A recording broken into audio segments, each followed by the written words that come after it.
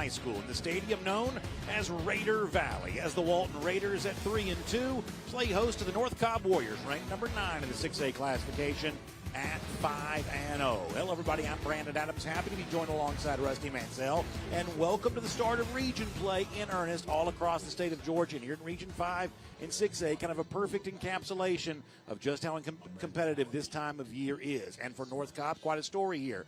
5-0 this program is for the first time since 2019. And obviously one of the things that Shane Queen's team's known for, always dominant play on both lines of scrimmage. That's once again true here again this year, especially on the defensive line. We'll highlight a few names, but how about Cam Cullins, the defensive lineman on his way to Georgia Tech? Yeah, first time I've seen him in about a year. 6'4", 270-pound defensive lineman, verbally committed to Georgia Tech for the class of 2025. And Brandon, I'll say this, seeing North Cobb on the field pregame, they got dudes on both sides of the ball. They're a little bit bigger than I thought, and that probably tells me why they're 5-0. You see both teams are getting a little chippy right there as they come on the field. There was some pregame chippiness. They had to be separated a little bit. I expect a very physical game, but I can tell you right now, North Cobb, just looking at them, a much bigger team up front. And while we highlight defense for North Cobb, it's important to know they're also top 10 in the state, scoring at nearly 42 points per game. When you think about high-powered offense, you think about that Walton Raiders team, especially a year ago, using so many seniors to get all the way to that state championship, coming about as close as you can to a state title without winning one. And yet, if you're Daniel Brunner, the Raiders coach, you flip the script, kind of a brand new team here for 2024, but also high-powered offense and star power once again, including a junior wide receiver named Christian Ward, who I think is really turning heads among college scouts right now. Yeah, already a 3-star for On3.com. He's got offers from Alabama, Georgia, Auburn. He's got several Power 4 offers already. And here's a staple of Walton. You say North Cobb's always going to have size. You know Walton is going to be well coached under Daniel Brunner, and you know offensively they're going to be good. I talked to him pregame. He said, Rusty, at times we've been good on offense, at times we've been good on defense, and at times we've been good on special teams. We haven't done all three of those. We're going to do that tonight to beat this team. Speaking of the coaches, Shane Queen, Daniel Brunner, we're going to get a chance to hear from both of them with our Kaylee Mansell in a moment. Actually, we have them standing by here right now, so without further ado, the official particulars, our Kaylee Mansell is standing by with both of them here right now. Hello all, and welcome to the coaches interview presented to you by Georgia Match. I'm Kaylee Mansell with Shane Queen of North Cobb and Daniel Brunner of Walton. Okay, so before every game, I take a lap around the field. I couldn't help but notice one of y'all's tents over there has a disco ball and what looks like a poster board with some Benjamin Franklins on it. Can you tell me what that means? Well, we're just trying to keep our kids excited about playing the game of football. We've had a couple penalties the last couple of weeks celebrating in the end zone. I want them to come celebrate with their teammates. It's not about me, it's about we, and we're going to celebrate on the sidelines if we're fortunate enough to score a touchdown tonight. It certainly got me excited about the game, I understand. Coach Brunner, 24 times facing North Cobb. When this week comes around, what's the message to your team about the importance and the history behind this rivalry game? It's turned into a great rivalry. I mean, what Coach Queen's done over there has been a phenomenal job, and we've had a good 8-year run against these guys and ended up on the good side of it and on the bad side of it. But every week we play these guys, it's going to be a fiery week. I really feel like on both sides. So probably one of the more physical games we play every year. So that's what you want. That's why we play this game. Absolutely. Coach Queen, 5-0 for the first time since 2019. What is it about this team that makes them different? Well, they've had a great offseason. You know, we hadn't played the schedule we played in the past, so that's one. Last year we played Buford, Westlake, Milton, so Walton's probably had a better non-region, tougher schedule. So, you know, I told somebody the other day, don't let the record fool you. They got a great football team, even though they lost a lot of guys last year. Coach Brunner, not trying to compare teams by any means, but last year when I saw you, senior team, very veteran, very experienced. This year you've got some sophomores starting on the side of the ball. How have you seen them adapt, especially in these first 5 games? Oh, we've matured a lot. You know, you talk to guys in week 1 and 2, you come off of wins, and they don't want to hear anything you got to say. There's chinks in the armor that are going to show up on film, and they showed up in games 3 and 4, and we didn't play complete ball games. So I like the maturation that's going on right now. Showed up last week, so I hope that continues tonight. Coach Brunner, Coach Queen, excited to be here for this rivalry game. With that, kickoff is coming up soon, guys, so make sure to stay tuned. Thank you guys so much. Get out there.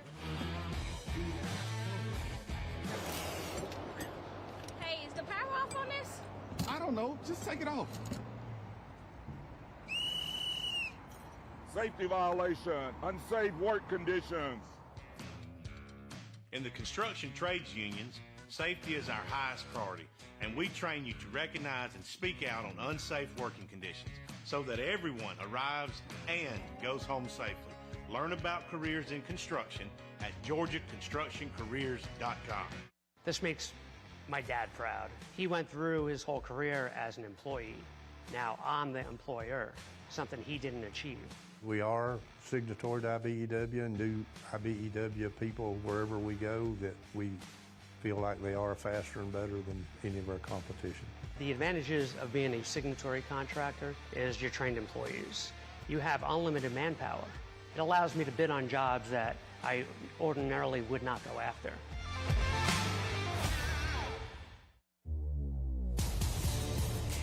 Basic combat training is a 10-week experience that will challenge you both physically and mentally. Each phase of your training will introduce you to new soldier skills, building and advancing them along the way. You and your fellow soldiers will work as a team to accomplish each mission, overcome each obstacle, and earn the right to wear the black beret of an Army National Guard soldier. Great teams are committed, focused on the details, and work hard to be their best. From practice to games, right down to their gear. Your field is a critical part of the game that allows your athletes to showcase their athletic abilities. Sports Turf is committed to bringing your team innovative sports surfaces with unparalleled performance. You bring the vision. Our team brings it to life.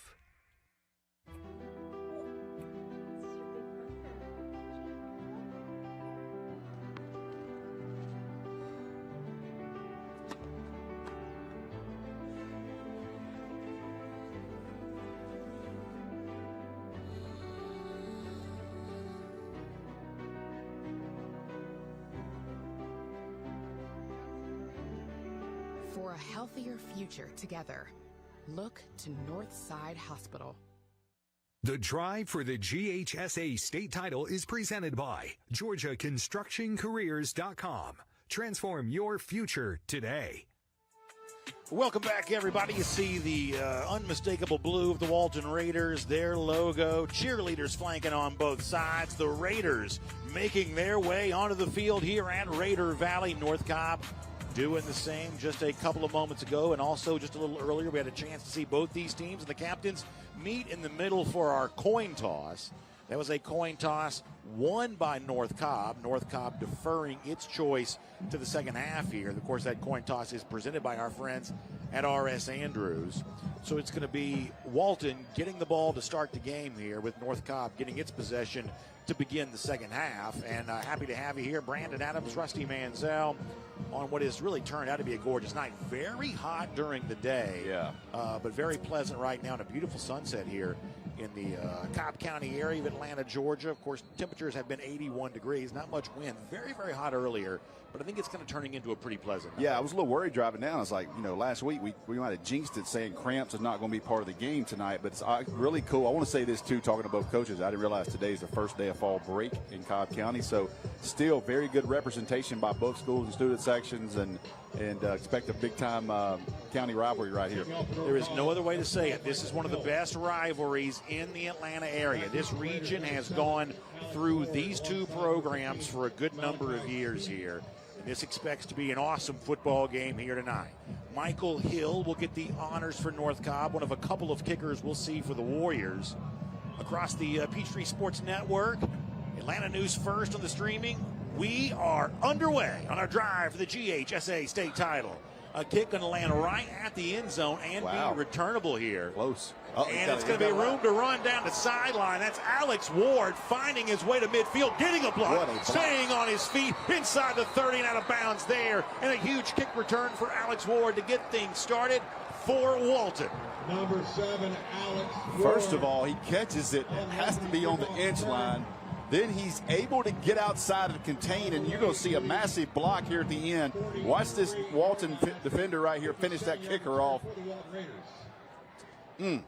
Yeah, you want game within the game. Michael Hill, who was our kickoff guy, 17 touchbacks this year on 27 attempts. So almost every kick's going to the end zone, but if it doesn't quite make it there, it creates an opportunity for Ward right there, and Ward was certainly there to take advantage of it. Walton offense here. It's brought to you by the Georgia High School Sports Daily every single day on the Peachtree Sports Network. Caden Gilstrap, a 3-sport star, is the quarterback for this Walton team.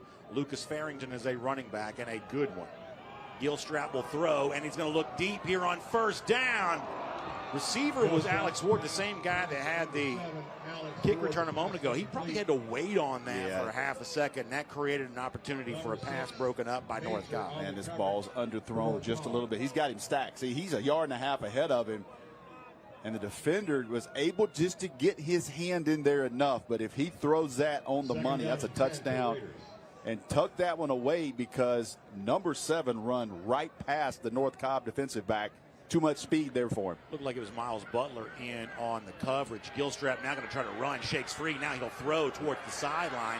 That's a pass caught. It's been the Ward show here thus far. The only guy to touch it thus far for Walton, Alex Ward again. What a play just to get the ball off. Watch the arm strength right here after he has to spin, Brandon. Watch him spin to get rid of this North Cobb defender. Square his shoulders. Look at the arm strength here. Just set up and able to throw the ball to the outside the numbers.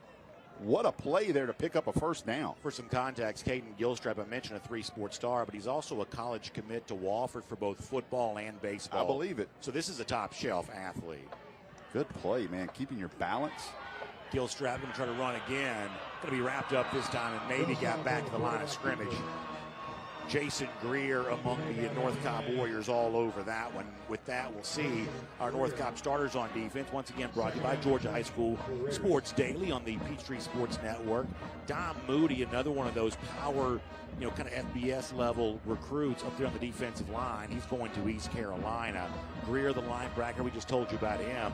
Also, keep your eye on Cooper Negron. He's going to wear number 54. He's had an outstanding season for these Warriors who show pressure here. Going to be a pass caught. That's Christian Ward. Ward down to the 22-yard line. That's going to move the chains for Walton. Nice throw and catch. Gilstrap getting Christian Ward involved for his 21st catch of the season. RPO, watch him throw into this void. Good velocity on the ball. Hits his receiver out front where he can maintain momentum up the field. I tell you what, Brandon, 2 throws by Gilstrap right here in the first drive. Impressed. Yeah, some context around that. We mentioned it during the Open that so much of what made Walton a state finalist a year ago is gone. You think it's sort of a team in rebuild, but Caden Gilstrap's actually 9th in the state in passing yards this season. So this is an offense that's already humming along pretty good. Going to see a run here inside the 10. Flag goes down. That's Lucas Farrington on the carry. He got inside the 10-yard line, but we'll see if this play stands. Most likely going to get a hold out there on that edge. When you see a running back able to get the edge that easy, somebody most likely. Our Governor's Office of Highway Safety officials here. It's Greg Hogel, our referee. We're about to hear from him. Kamal Walton, Sheldon Smith, Quintez Smith, and Dwayne Ayu will also get their chance to weigh in tonight and keep the peace here between these two big rivals. Holding. Offense. 10-yard penalty from the spot of the foul. First down. So that's going to be a hold on Walton. And, Rusty, one of the things we're going to watch closely is, certainly when you lose Daniel Calhoun, nowhere near as big a offensive line here right now. And that's one of the things that Daniel Brunner openly acknowledges. Much smaller than the offensive line here right now. Yeah, Daniel Calhoun is actually here off the bye week. He was in the locker room, talked to his dad before the game, and really excited to be back. Gilstrap will throw. He finds Ward inside the 15, now swinging his way down to the 10. Another nice strike to the other Ward brother, Christian Ward there. He's near another first down for Walton. Boy, nice ball again. Comes in that zone, just settles down. Ball comes back to him. So not only does he get the first down, it's also going to now be first and goal here. And Walton is on the move, doing it through the air the way they have for so many years. We're also in the red zone here now, brought to you by IBEW, Local 613. Gilstrap will have Farrington to his left.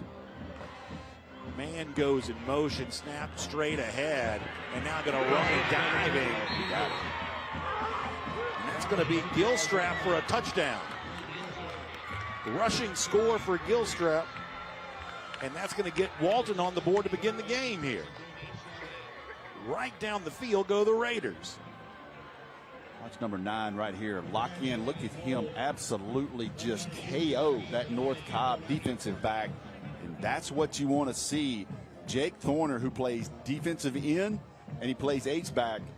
And you see the definition of mauling someone in a football game, that's probably what you get. And that's kind of unfair for that defensive back, but that's what you face when you have a 230-pound, 225-pound H-back leading the way. Sebastian Benai will come on and try the PAT, and just like that, to the delight of the home crowd here, Walton on the back of a long kick return by Alex Ward to begin the game, marches down the field. His brother Christian Ward comes up with a couple of receptions, a couple of carries for Lucas Farrington, and then Caden Gilstrap, the quarterback, finished it off with the quarterback run.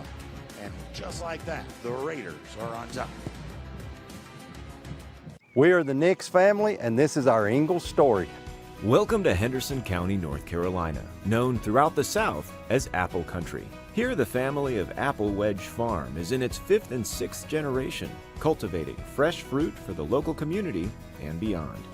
For decades, these beautiful locally grown apples have graced the shelves of Ingalls markets, and we look forward to carrying them for decades to come. Ingalls. Low prices, love the savings. This is a Peachtree Sports Network weather update powered by Atlanta News First. It is the weekend. I'm meteorologist Ella Dorsey, and we are in for a heat wave this weekend. If you got any plans today, it is going to feel great outside, certainly warm along the coastline. Morning lows in the 70-degree range. Most of us will be in the upper 60s to start your Saturday. Tomorrow, hot, especially in the western half of the state. We're looking at 90s from Macon to Atlanta down to Columbus. Coastline a little bit cooler. That sea breeze keeps temperatures in the mid-80s from Savannah down to Brunswick. If you're looking for rain, you're just not going to see any over the weekend. It looks completely dry through Saturday. Sunday, we can't rule out a stray shower, but most areas will also stay dry. We're essentially not going to see much rain until the middle to late part of next week. I'm meteorologist Ella Dorsey, and that is your Peachtree Sports Network weather update. Hope you have a great weekend.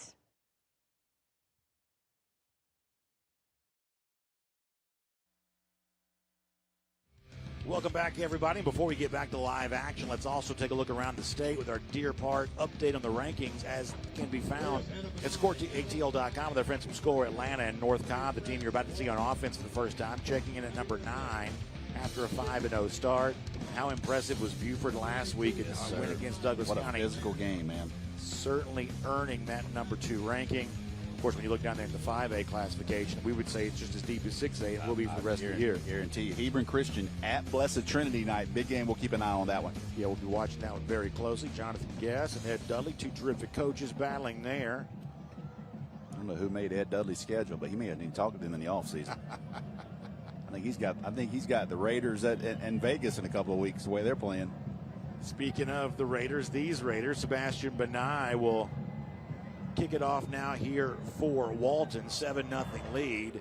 Benai's kick will not be returnable. It's in the end zone there, and that's a touchback. Going to bring North Cobb back out on offense. We'll also take a moment here before we see the Warriors, see the scoring summary for Walton.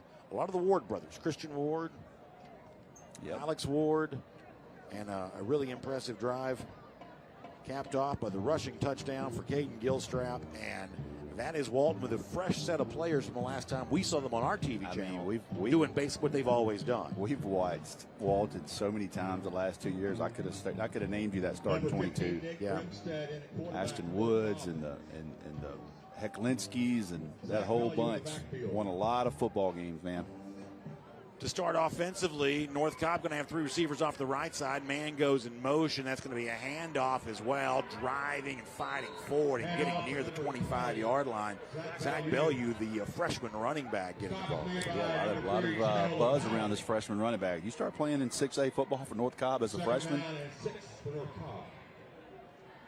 Yeah, one of 3 running backs we'll probably see a lot tonight. You see the North Cobb offense. Nick Grimstead, good numbers on him, the quarterback. We'll talk a lot about him. Steele Ingram, also a wide receiver to pay close attention to. Flag comes in.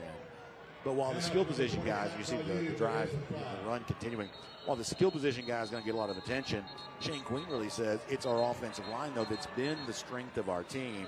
Number 79, the There right he is, tackle. there he is right there in the middle of the field, big 79. Yeah, Brandon Anderson, the guy that's getting all kinds of college interest, including the Alabamas, the Georgias, and everybody else. Yep, he's got all the big boys already. Illegal motion is the call against North Cobb. So pre-snap penalty Illegal goes motion, against the Warriors. Offense, 5-yard penalty, second down. That'll back them up. Although, certainly by appearance, the North Cobb running game is kind of picking up sort of where we thought it would be. A pretty big force in this football game. Yeah. One last thing, my guy Hunter Teal, he was that tight end H-back for Walton. He made so many plays over the last 2 years, up now at Miami of Ohio. Indeed, high snap there to Grimstead. Flag comes in again, whistle blows again. Talked to Coach Queen before the game, and he told me Grimstead. False start. Offense, 5-yard penalty, second down. He said, Rusty. I said, Coach, how good is he? He goes, Rusty, he's got the best arm I've ever had at North Cobb. That includes my son and anybody else that's played here at quarterback. He goes, his arm is very live. He was at West Georgia, came in today, looked at it. He thinks he's going to get some group of 4 offers before it's over with. Yeah, I mean, think about this. He doesn't throw the ball a ton, but he's averaging 11.64 yards per attempt. So very efficient when he does throw it. He will throw it here. Pass complete there to the 25-yard line. Gang tackle there near the 27. That gets Steele Ingram involved, a name we'll talk about a lot here tonight. Yeah, they love him. I talked to them about him before the game. They said, look, he catches the ball. He's physical, blocks on the perimeter. Said he does exactly what we ask him to do. We know what consistency we get out of him from week to week. Ingram will come line up now on the far side of the formation. North Cobb's going to call a timeout. Interesting there, about 3rd and 4. Didn't like the formation. Clock was running a little bit quick on them. So we'll take a timeout and remind you that our friends at Breda Pest Management are a big part of everything we do here tonight. And they don't just provide support for us in high school football. They provide support for you when it comes to those termites and things like that might be getting onto your property, because Breda knows your house inside and out with a customized treatment plan that stops any bugs and critters. Breda does it right, both the inside and the outside of your house. But after all, it's those termites on the inside of your house, those are the ones that you really want to get rid of. So make sure you trust a company that's working both inside and outside your property. That's what our friends at Breda Pest Management are all about. Breda Pest Management, they handle bugs and critters. So it's going to be a 3rd and 3 now, coming back to live action. At Raider Valley, I was telling Coach Brunner this week that obviously we've done a lot of Walton game on TV the last few years. This is the first time we've been here for a home game, it feels like, in a little bit. Probably has, yeah. Just random, we had them on the road. We had them on the road, yeah. On the road, plenty. But just for whatever reason, just didn't work out for us to be doing a home game. We did a shootout at North Paulden last year. Yes, sir. That's Grimstead. Now he's going to keep it himself. He takes off and gets the first down. We talk about the block by Steele Ingram. We talked about his ability to block. Watch him get to the second level. Watch him reach this linebacker. If you're going to see, watch number 2 seal him off right just out of the picture. Allows that running back to get the first down. So both these quarterbacks very accomplished with their legs. Yeah. And you got to account for that on either side of this. Grimstead now will hand the ball off straight up the middle.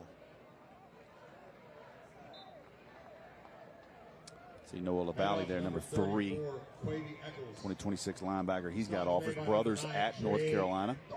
Give us a chance to see the Walton starters on defense. LaValle, Rusty just told you about Hayden Halpus, one of 4 returning starters from this group from a year ago. Todd Haley's had a big year at defensive end. We've already seen a nice play by Thorner on the offensive side. He's also had a huge year at the linebacker position. But right now, North Cobb finding some success on the ground and pretty content to do nothing but that. Shane Queen will do that. If he can get 4, he'll do that all night long. You see in the replay there some of the rivalry stuff here. Both these guys get a little hand on each other, a little extracurricular. I'm telling you now, it was chippy in pregame. I was on the field, and some grown man words are being thrown around. Quavi Eccles is now the running back. He's got a couple of H-backs sort of in front of him. But it's going to be Grimstead faking the handoff and then keeping it, and he gets to midfield. Boy, he's quick. Stop made by number 18, Hudson Beard, alongside. Watch how quick he gets on the second level on this mesh. Pulls and right here. Put his foot in the ground, got north and south. Good job to move the chains.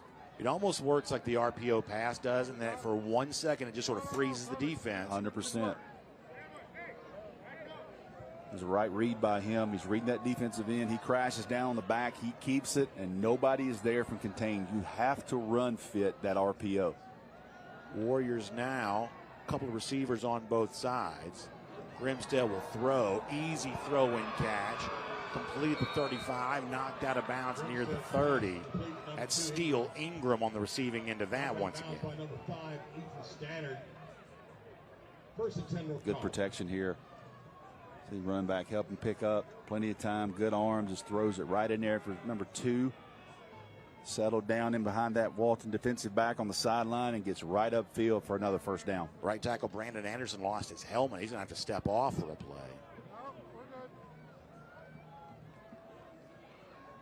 A lot of rotation coming for North Cobb at the running back position. And fresh bodies, and he's going to go in and score. That's going to be a touchdown for Quavi Eccles, his 6th of the season, and North Cobb answers back.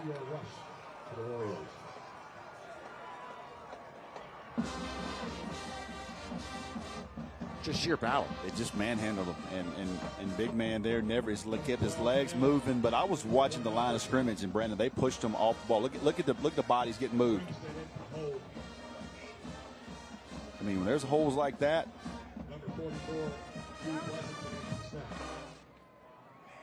Impressive job there by North Cobb offensive line. Running back finished it all for a touchdown. Grimstead will stay in as the holder. The kick by Michael Hill is going to be through and good, and we are tied at 7. So you get a little bit of a sense on these first 2 drives, the styles of these 2 teams. Walton wants to attack you with explosive plays. North Cobb wants to fistfight you. We'll see who emerges when we continue.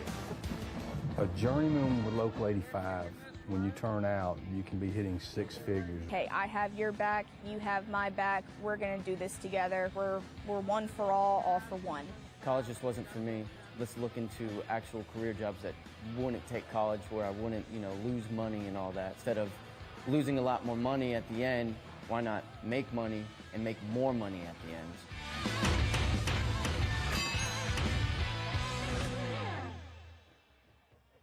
Are you interested in becoming a deputy or a jailer? The Gwinnett County Sheriff's Office is hiring and looking for individuals passionate about protecting and serving their community. If you are 18 years or older, join our team by visiting gogcso.com for more information. Gwinnett County, together we can make a difference.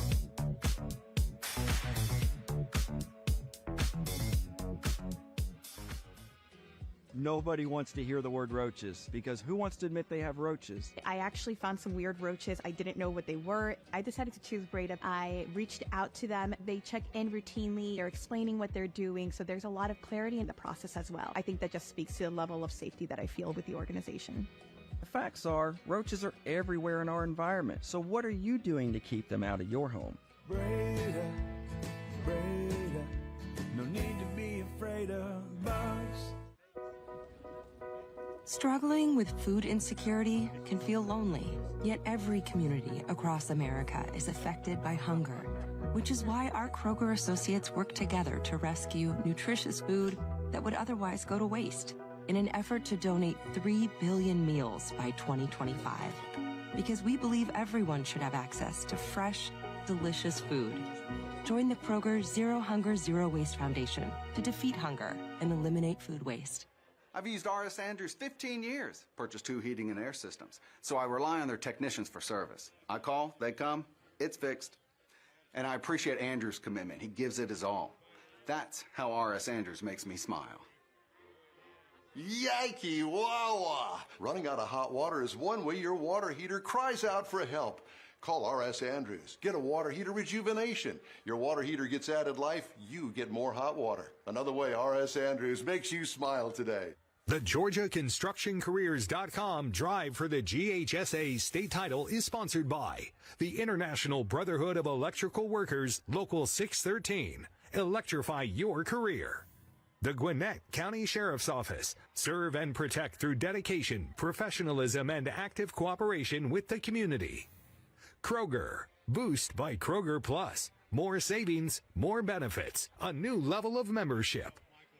Gatorade, fuel tomorrow. And by Score Atlanta, your source for Georgia high school sports. Good battle here so far. Both teams have scored at 7-7, Walton and North Cobb. The Warriors from North Cobb, the road team, just getting across the end zone a moment ago, and now Walton gets its chance to strike back. But how about the impressive performance on the ground? Both Grimstead, the quarterback, doing a lot of that with his legs, then capped off. Another returnable kick here now for Walton. Last time, this was a long one. Chance at that again, but this time North Cobb all over Malachi Speed there. And that's actually going to be a good job on special teams to prevent a long kick and actually back up Walton in the process. Good job covered that time. Speed, the young sophomore. New name here for Walton, stepping up into a special teams role. Also a guy that's been playing a lot on the defensive secondary and now being kind of called onto the offensive side some too. We haven't had time to get into this yet, but one of the things we'll talk about a lot as you see Caden Gilstrap's stats on the season. Good numbers for him, even better when you consider how decimated Walton has been, especially when it comes to tight end injuries. They're also pretty banged up at the wide receiver position. Caleb Carlson, a guy who's had a good year, now out for the rest of the season. So they've had to play a little bit of a shell game personnel-wise, and that's kind of put Malachi Speed on the offensive side here a bit too as the flag comes in. 5-yard penalty, first down. Raiders will be a 5-yard penalty, repeat first down. First down and 15.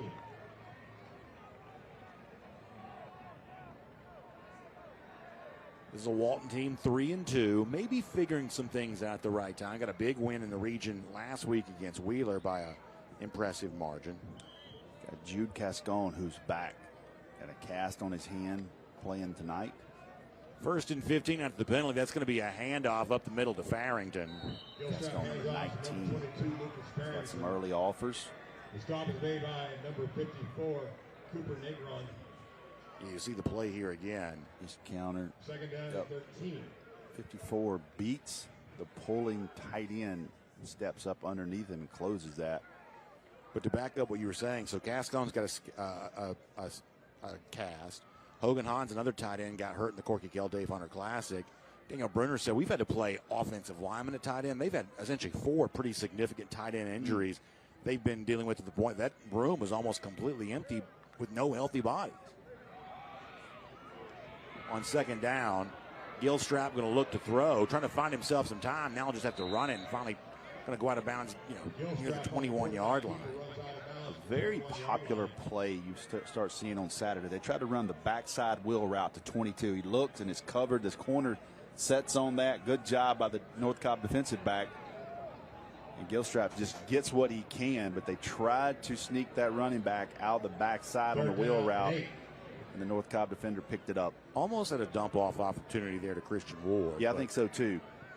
And you got to go ahead and just do that and take that 4 or 5. Now looking at third down, 3rd and about 8 here coming up. 3 receivers on the right side of the Walton formation. That's the top of your screen. Pressure coming. Now it's a dump off to Ward.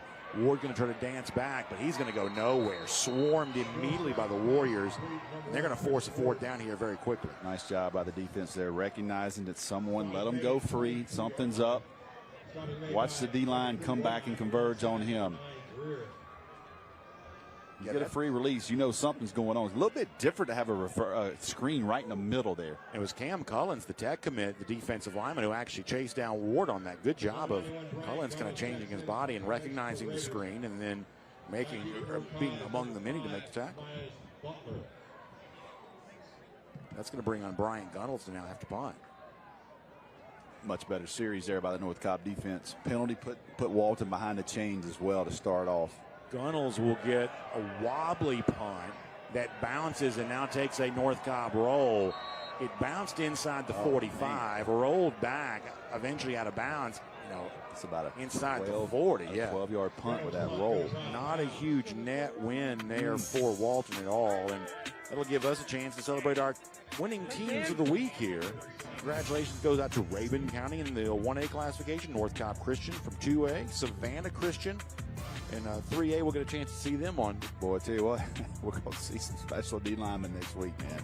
At Blessed Trinity, going to see David Jacobs, 2027 at Blessed Trinity. You're going to see Guyton, who's the #1 defensive end and #1 player in America on some recruiting websites in the 2027 class. People are really buzzing about him. Then you're going to see Elijah Griffin, who's the #1 defensive tackle across the board in America, but for on 3 for sure. So you're going to have 3 super elite defensive linemen in that game next week. Here is North Cobb. Grimstead now going to throw to the end zone. He's got a man, and it's a touchdown. Striking quick.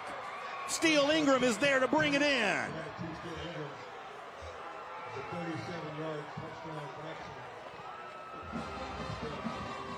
How about that? Grimstead to Ingram, and it is our electrifying play of the half, brought to you by England and Stubb. And he throws that with Jake Thorner in his face, and he throws an absolute strike to his receiver. But he had to step into that throw with Thorner in his face, which made it more impressive. But a quick strike there after a bad punt. Brandon, we see it all the time. Special teams gives up some momentum. Well, he had the one. And North Cobb strikes quickly for a touchdown. Michael Hill will now come on for the PAT. Grimstead threw a dart right to Ingram. Yeah, hit his receiver right in the hands of the end zone. I'm telling you, man, he was staring down Jake Thorner. I mean, he was all over him when he threw that ball. And with that, we'll take a look at our North Cobb resume here, brought to you by Smart Local 85. Shane Quinn in his 19th season. Hard to believe that, actually. 19th season. They're 5-0 this year for the first time since 2019. Last year, 7-4. And one of the things that Shane Quinn told us this week, which I think is interesting, is that, that's a team last year that got off to an 0-2 start, would go on to win 7 of their next 8 games, made the playoffs. He said, really, our season a year ago kind of reminds me of what Walton has done this year. We kind of also got off to a little bit of a slow start. Of course, when you think about great players coming to this program, there have been no shortage of those there as well. I'll add Malachi Singleton, young man at Arkansas. He's the second-string quarterback there. They play Auburn tomorrow. And, just kind of watching some of their social media and talking to some of their people in that building. Got a guy that's starting, got a really good quarterback, but they're really high on Malachi Singleton for the future there at Arkansas. He was fun to watch at North Cobb. He sure was. We'll keep our eye on the Breda Pest Management score ticker tonight there as well. Region play across the state. Douglas, Cedar Grove, really fun game tonight. Big game. Mays and Creekside, that's a fun one. Looking forward to Norcross, Peachtree Ridge. We're going to be following a lot here tonight.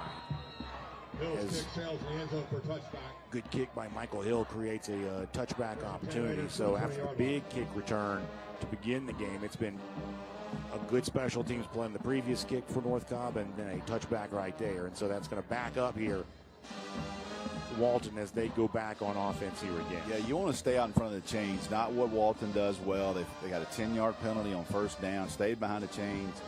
They were able to hit some quick passes on that first drive to the Ward brothers and then able to get Gilstrap out on the edge running a little bit. Let's see if they get back to that on this series. North Cobb's got a couple deep safeties. Mel Kiper won't like that. Oh, my goodness. Handoff there. North Cobb flying to the football. Jace Caldwell, junior linebacker, among the first to get there. And, boy, it looks like the Warriors really feeling it here at the moment. Yeah, North Cobb defense definitely stepping up. Did not like to give up that first drive. It's also first carry of the game for Nori Thompson, a junior running back. Loss of 2 there, Brandon. North Cobb creeping more guys up the line of scrimmage. Walton going to flip the formation here, move a couple of guys over to their right side. Man-to-man, you see the guys going with them. So they're in man-to-man coverage. Better watch Gilstrap running if he breaks the pocket. Pressure coming. Gilstrap going to try to buy himself some time. Now looks to try to run in the middle. He's going to be slung down one hand there. Nothing but strength by Calvin Moss, sophomore outside linebacker. Going to get Walton, I believe, on the hole, but that was a good job by the North Cobb defensive line to keep him in the pocket and able to get him down because they ran off all of their coverage guys. I believe they got Walton for a hold. We got 2 fouls on the play. We got holding on the offense. We got holding on the defense. Those penalties all set. Replay, second down. Holding on both teams. Let's see if we can see this hold here on this replay. Repeat the down. You're going to see it here with the right guard, it looks like, yeah. Yep, see it around his neck there. Yep. When he turns his body, when you see his jersey number on his back, that's when it becomes a little bit more apparent, I would say. So 2nd and 11 after the penalty. 4 across defensively. North Cobb, pressure on Gilstrap again. Gilstrap's going to get positive yardage, but he's just blanketed from the word go here. He tried to throw a slant, and the North Cobb defensive end jumps up. Watch the North Cobb defensive end right here jump up. He's trying to throw the RPO slant. See him caught right there. He's unable to turn it loose because of 40. Yeah, that's Moss again. Moss has kind of had Gilstrap's number here in a couple of plays in a row. Now looking at 3rd and 5. Farrington is going to be the running back again. That's a helmet right there. That man's got a feather in there. How about that? You don't see that much. I'm telling you, if I'd have known about that in 1990, there's no doubt I'd have had one. Gilstrap going to dump it off. That's going to be a pass caught. Farrington going to find his way up to the 40-yard line. So nice throwing catch there, getting the running back involved. He gets his 16th catch of the season, and it comes at a very good time for Walton. Great job. In an open field, there's that backside wheel route. So they go back to it, and he just jumps over the defender there and moves the chains. They go right back to that play they tried on last series. This time they get the ball in his hands a little bit quicker. Farrington, a name you might recognize, a transfer to Walton from Woodward Academy. 77 seconds to go here in our first quarter. Walton trying to do something about a 7-point deficit. Single deep safety for North Cobb. Gilstrap looking to run again. Gilstrap on the quarterback. Once again, it's positive yards, but there's not much doing beyond that. Jace Caldwell among those unstopped. He's taking shots right there. Watch North Cobb finish this thing off the end. 2nd down and 7. Just quarterback power. Man, you see that. You don't want your quarterback taking many of those all night. Dominic Moody, the East Carolina commit, also kind of in on that too.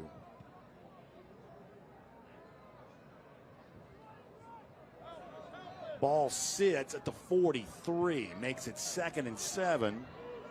Might be the last play of the first quarter, Brandon. This thing has flown by. Walton needs exactly the midfield spot to get that first down. Going to try to drop off to Farrington again. Farrington, good job. He's going to go out of bounds at 1st down yardage. So a couple of completions to Farrington have resulted in 2 fresh possessions here, fresh sets of downs, I should say. I'm telling you, Farrington did that all himself. That's just almost an extended handoff. Watch how quick they throw it to him behind the line of scrimmage. They're on him. Somehow they're going to say he went out of bounds because they are certainly not marking that where I thought Farrington had it. 3rd down and 6. What happened there? I don't know. It'd have to be marked him out of bounds. And the way Brunner is acting, I don't know that he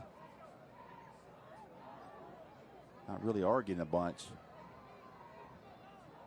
Didn't look like he stepped out. It is on the far side from where we're located. Here comes the entire North Cobb defense. They're going to dump it right over the head. And there goes Farrington down the sideline. He's at the 20, 15, 10, 5, touchdown.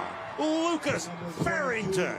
3rd time, Brandon, they've ran this play. This time they get the matchup they want. They get Farrington on the linebacker this time, and they catch him in man-to-man, and he just dumps it right over number 25. 56 yards on the reception for Farrington for the touchdown. I'm telling you, that is something they've seen on tape, and they finally called him in man-to-man what they wanted to get him in, and it cost North Cobb 6. Good job by Walton to go right back to that play. 2nd receiving touchdown of the season for the running back. But Nye will come on for the PAT. Whistle blows before he's able to connect. There's a flag. Special teams, man. Special teams.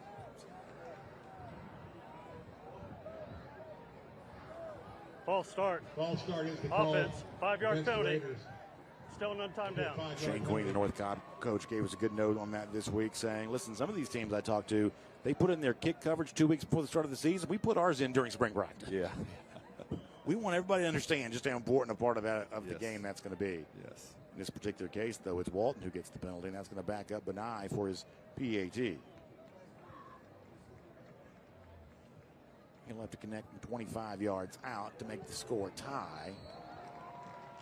That's not a problem for the senior, though. And it's 14-14. We told you. As we'll see the Walton resume here. Two very interesting contrasts in styles. Walton using the explosive plays. North Cobb using the sheer power and brute force. Daniel Brunner in his 8th season came as close last year to winning a state championship as you can without quite getting it done. Oh, man. And obviously, when you think about great players, I mean, it's a long list at a place like Walton.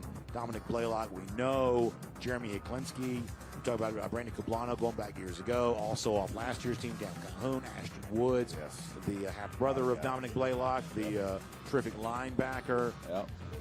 You just run through so many. A lot of players over the years. Never forget Walton playing Grayson in the state championship with Robert Kimdichie. Yeah.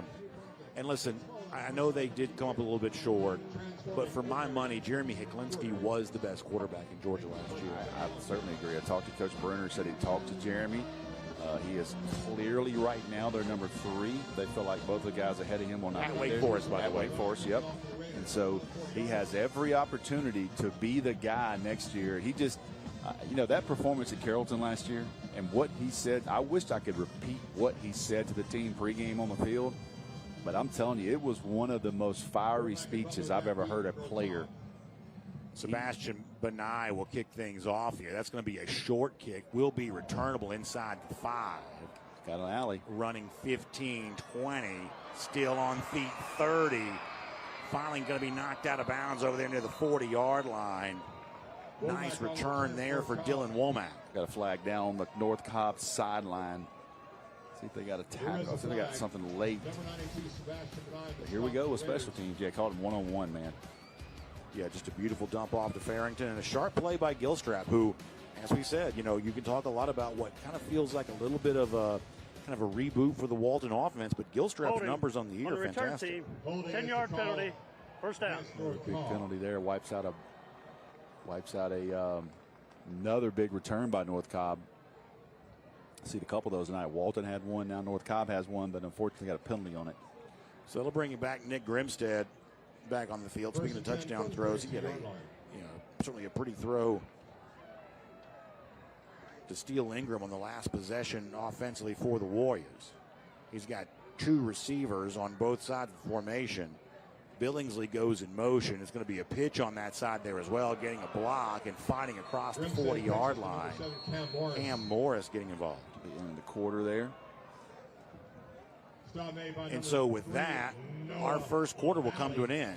With a fever pitch pace and explosiveness on both sides. A lot of fun here as we roll towards the second quarter. Stay with us, everybody.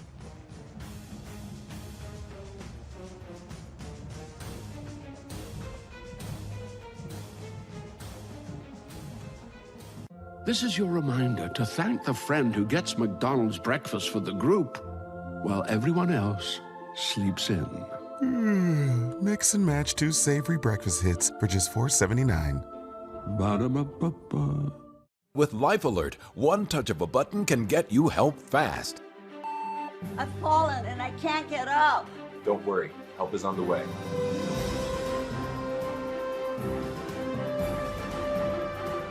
With any of Life Alert's 3 emergency systems, help can be summoned immediately, and batteries never need charging. I was having a stroke, and I was scared to death. If it weren't for Life Alert, I wouldn't be sitting here today. Life Alert is a lifesaver. My husband is alive because of Life Alert. Life Alert is the lifesaver to keep me out of assisted living. Life Alert saves a life every 11 minutes. For a free Life Alert brochure, call 1-800-344-6363. That's 1-800-344-6363. Call now, 1-800-344-6363. What is GMFB overtime? It's this, that, and a whole lot of 5 days a week. Let's go. Here we go. It's football for everyone. Weekdays at 10 on Peachtree Sports Network. All right, welcome back, everybody. Second quarter about to begin here. You see our score 14-14. North Cobb's got the football, but Walton in its last offensive possession. Beautiful route here by Farrington, the running back, and a nice dump off to get him the football. Yep, they ran that 3 different times. Twice they were in zone, so that doesn't work so much with that corner sitting over there. This time they caught him one-on-one with that linebacker, and his eyes were in the backfield just long enough for Walton to get that. So certainly that'll be something they'll discuss on the sidelines. But that's film preparation. You see, you're anticipating that man-to-man. They didn't get it. Credit to Walton to going back to it. But, man, what a first quarter. Impressed with both quarterbacks, man. Both of them making some plays. No doubt in this North Cobb offense you see on the field, as we told you a little earlier, they're 6th in the state right now, scoring nearly 42 points per game. So look at the line of scrimmage of splits. Just body to body here right now. Yeah, they're coming at him. That's going to be Grimstead, though, pulling it out and keeping it himself, and he's going to go down the sideline. Grimstead finally out of bounds. Inside the 30-yard line goes Nick Grimstead. Got a flag down, back at the line of scrimmage. Stand by. I'm telling you, when you see an offensive line that's shoe to shoe, 2 tights, Daniel Brunner, they're having words on the field with players. Really interesting here to see a lot of chippiness, and it's still kind of going on. Steele Ingram was the North Cobb player involved on that. It was a couple of players for Walton, although I couldn't tell specifically which ones that it was. But a little bit of guys kind of in the face with each other right there. I don't think it's anything too, No. Salacious or anything. It's just a lot of intensity. Well, holding, offense, 10-yard penalty, replay second down. But it's certainly something to watch, and obviously emotions have to be kept in check on a night like this. We want to go back, correction. Quavy Eccles, pronounced national, number 34 of North Cobb. Look at that keep, man. That is a absolute perfect read by that quarterback. When you see that end crashing, you keep and you're gone. So after the penalty, that's going to back up North Cobb. Bellew now the tailback in the game. Warriors once again kind of packed pretty tight down the line of scrimmage, and Bellew trying to get what he can get. Ethan Stannard, one of the guys into the stop that time for the Raiders. Yeah, pretty obvious right now. North Cobb feels like they're coming back with their package, but with that particular group, they were bunch set, shoe to shoe, and they were trying to maul Walton. For third down, they're going to put 3 receivers on the right side. Grimstead looks to his sideline. Walton defense communicates themselves. Man-to-man at the bottom. Grimstead going to look that way, now trying to fight for the football over there. Grimstead's pass is incomplete. Not going to be able to connect with Steele Ingram. Alex Ward had the coverage. It's been a busy night for Ward, Artie. Yeah, those two are going at it. It was straight man-to-man coverage right there. North Cobb saw it, and they took a shot. You're going to see a lot of tangled up bodies over here, a lot of physicality as they battle for this football. Number 5, Ethan Stannard on the coverage. Number 7, Alex Ward, back deep at his own 29-yard line. So Ward will be the punt returner here. We saw him have a big kick return to begin the game. Ingram will stay in as the punter, so be careful here if you're Walton. They come after him. He gets it away. Ward doesn't go near, and it takes a big Warrior roll. Inside the 10, still going out of bounds at the 7-yard line. Big break on special teams for North Cobb. Rolls out of bounds at the 8-yard line. So Ward stayed away from it because he didn't want any mishap to happen, and then it took the perfect roll if you're a North Cobb fan. And with that, we'll take a look at the North Cobb schedule here. Last week, they were actually trailing in total yardage for a while to North Paulding. They finally won the game by scoring 14 unanswered points. But it's a 5-0 start. Really impressive. Obviously, it's a different classification. By the way, it's brought to you by the Georgia Sheet Metal and Air Conditioning Contractors Association. Different classification when you think about Cass, but a Cass team that came into that game undefeated and a very impressive performance for North Cobb. Yeah, unfortunately, too, I don't know if you know this, but Brody McWhorter went down with a season-ending injury there. Know that. Cass. Yeah, had surgery this week. And man, I hate to hear that. Yep. Hate to hear man's that. a junior, but kind of knowing the way he's wired, he'll be good to go next year, his senior year at Cass. Hate to hear that for sure for him. So prayers to everybody up there in White, Georgia. 34 remaining this first half. Head coach Daniel Brunner calls really good quarterback, Brody McWhorter, battles injury right there. And with a timeout here on the field, we'll give another shout out to our friends at Breda Pest Management. Because did you know that you can switch your protection to Breda Pest Management and your rate can be locked in for 10 years? So if live termites are ever found, Breda's going to retreat, fix the damage, and honor the rest of your contract. And they'll do it all for free. Breda. They handle bugs and critters. Warm night tonight here at Raider Valley. That brief taste of fall we got last weekend did not stick around very long. Get in your car without your keys. Yeah, man, it was. It's brought to you by Connected Sausage. Went outside today, get a breath of fresh air. I was like, what happened? Like, where was it last week, this cool weather? And please support the team. Good look there, Daniel Brunner, head coach of Walton. Thank you to Charlie Nesbitt spotting tonight's game. Paul Purr spotter. He told us this week, this game against North Cobb, great rivalry, one of the most physical games they play each and every year. And it's really been a measuring stick for Walton, getting the win last year in kind of dramatic fashion. Yep. Talking about a game in which North Cobb actually led 21-0.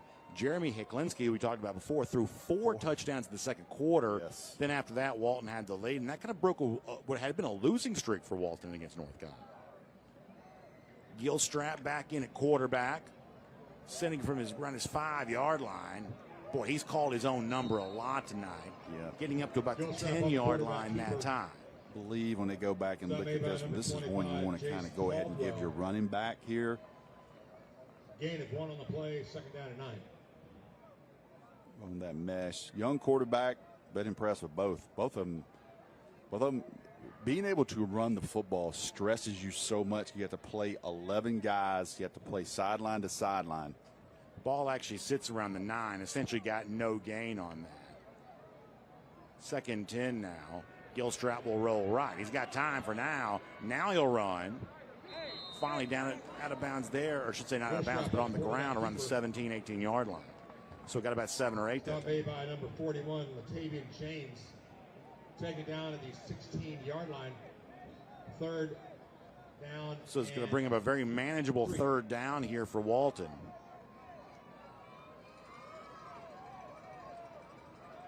$9:30 to go in the first half. Raiders turn to show you a bunch formation. They'll hand the ball off. That's Farrington. Farrington got up to the 20, and that's good enough to move the chains for Walton. The 9-yard line. First and 10 Raiders. Good job there to just get out on the edge, get enough.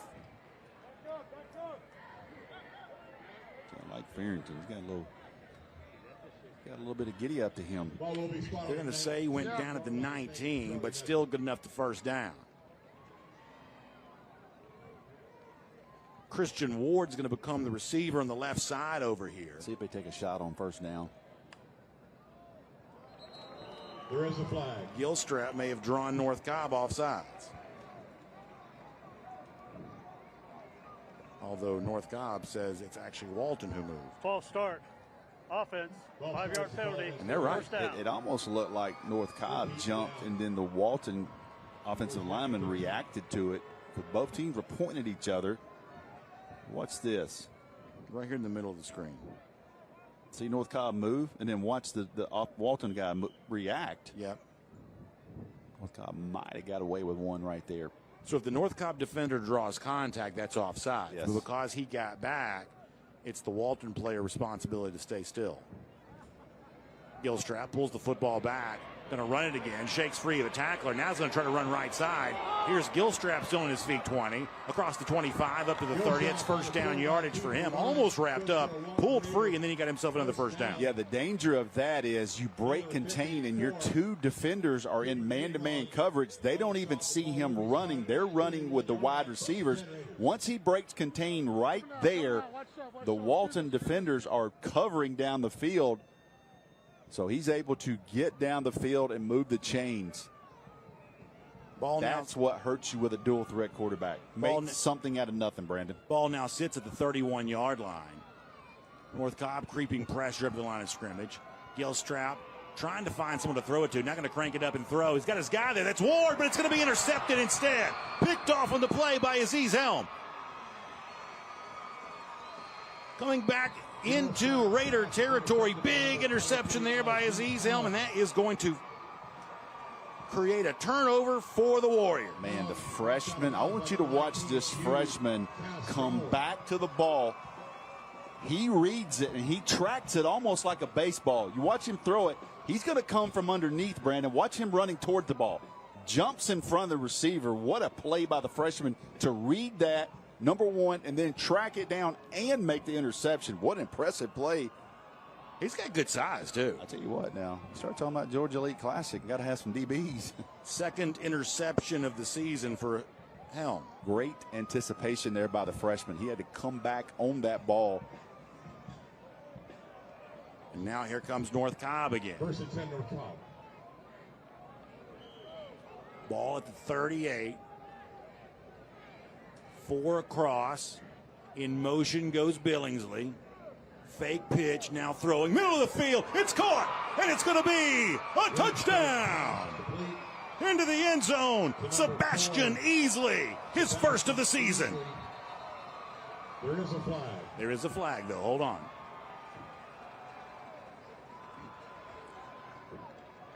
Tell you what, man. North Cobb, if they get the momentum, they're going to take a shot. Maybe after the play here. Let's see if we can see. But Rusty's right. Grimstead swings for the fences when he feels like he's got his opponent on the ropes. And it's worked now for a second straight time. After the play, unsportsmanlike conduct on the offense, the penalty being forced on the kickoff. It's going to be interesting to see what this is. Let's see if we can see, because it may go back to something that Kaylee Manziel talked about before the game began. The penalty will be assessed on the kickoff. Yeah, North Cobb talked about, Shane Queen talked about it. So our Breda Pest Management scoring recap. Yep, number 2, still Ingram. Watch 2 get on the Walton defensive back. Once he gets him up, watch him come over. Little, not a ton. Listen, a little tic tac from me. Now I'm going to defend but you don't know if they've been warned. Yeah, I'm going to defend the officials too, because we've seen enough chippiness where we've noticed it on TV. Yes. So maybe they're tightening this up because of that. And they'll usually warn you on the field. All right, so North Cobb's got the lead here, 21-14. Another nice pass by Grimstead. That's the difference. We'll be right back. Hey, does it matter if this leaks? It don't matter to me. Can't see it from my house. Illegal use of hands and proper training. GeorgiaConstructionCareers.com has 14 different highly skilled trades with tuition-free training in our certified apprenticeship programs to train you the right way. Find your career at GeorgiaConstructionCareers.com. What happens after you graduate? Will you go to the next level? Will people have your back in the heat of the battle? Will you still train like a champion in pursuit of greatness?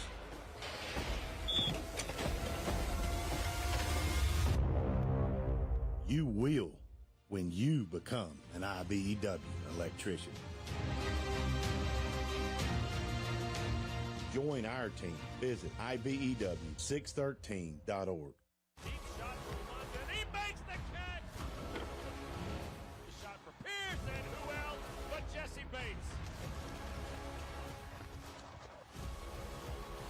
Fires through, touchdown Atlanta.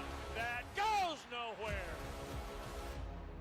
Find the pylon for the Atlanta touchdown. He's sacked for the end zone. And touchdown.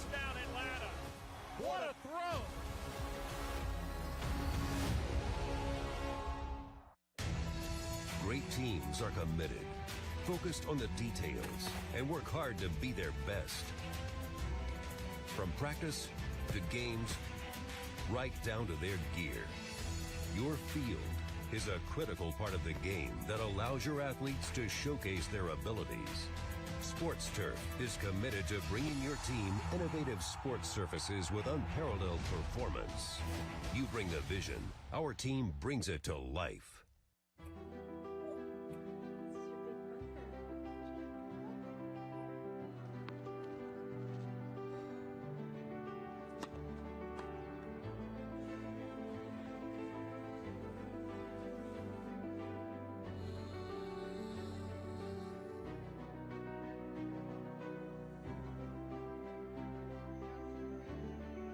For a healthier future together, look to Northside Hospital.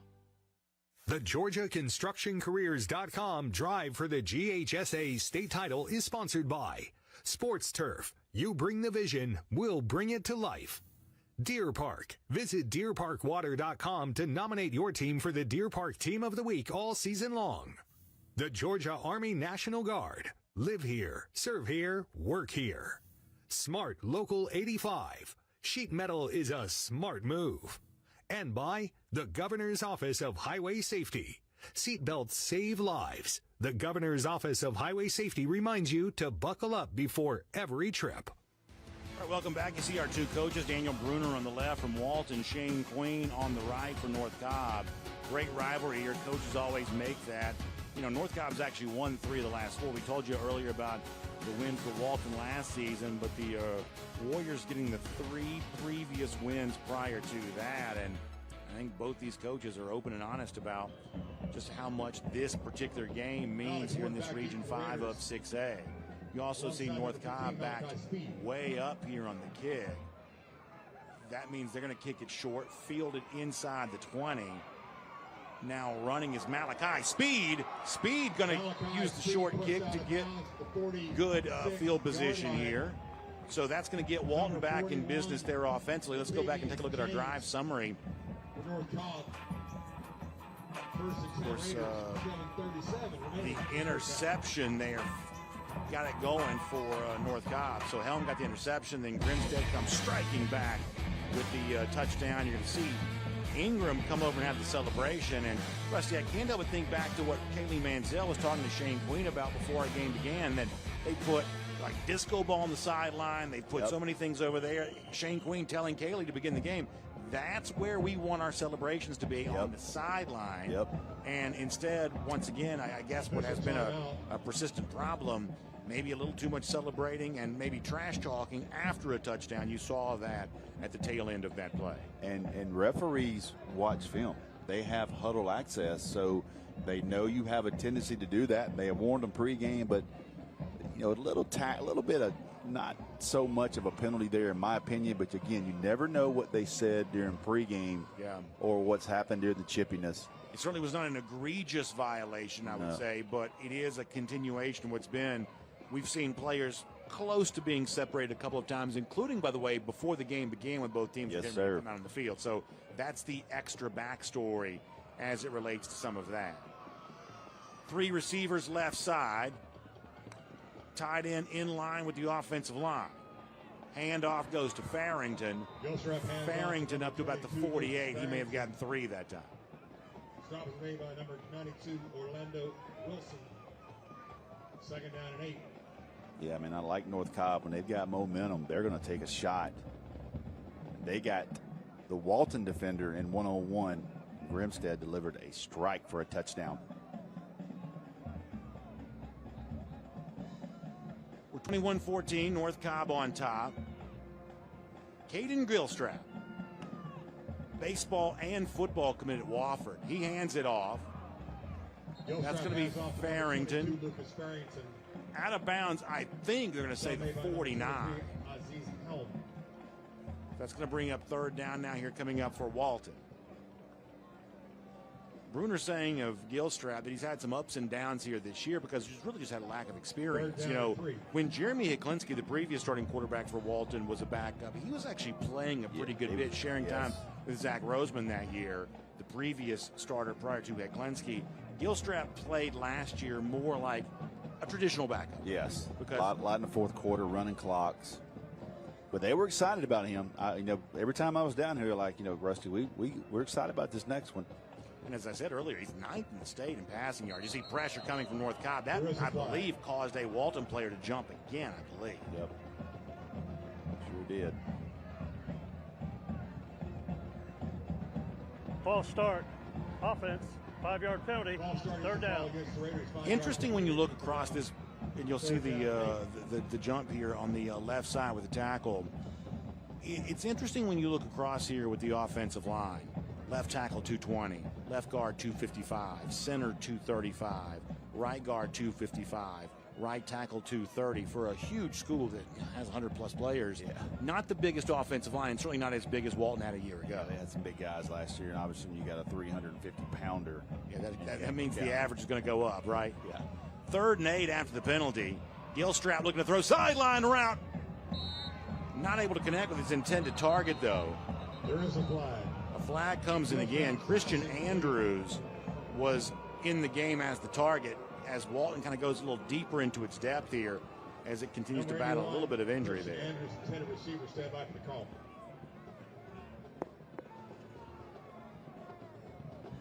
There's also a flag here.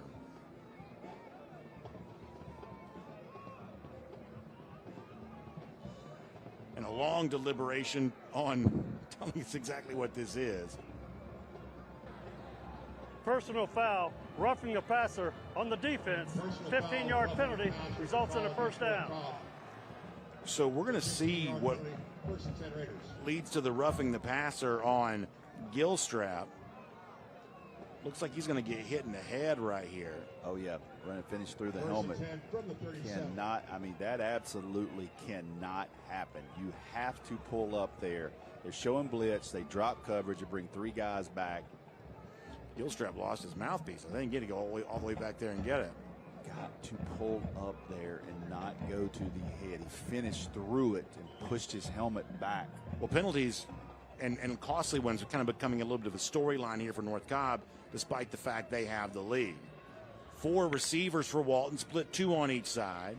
Handoff up the middle. Farrington, though, going to be wrapped up right away. He's pretty close to right away there. Nice job by Bryce Wilson. Yeah, Jace Caldwell as well kind of comes off the edge at linebacker. You're going to see him sneak in here. Watch 25 get through that gap. He doesn't quite get him, but he slows him up enough to let his teammate there, Bryce Wilson, finish it off.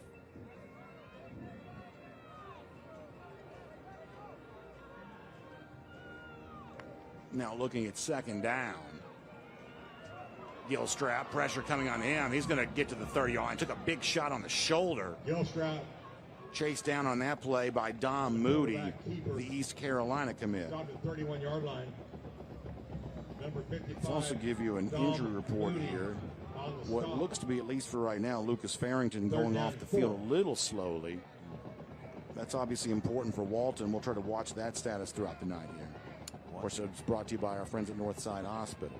And watching the North Cobb defense from the view we have, they show 2 high safety, which Mel Kiper doesn't like.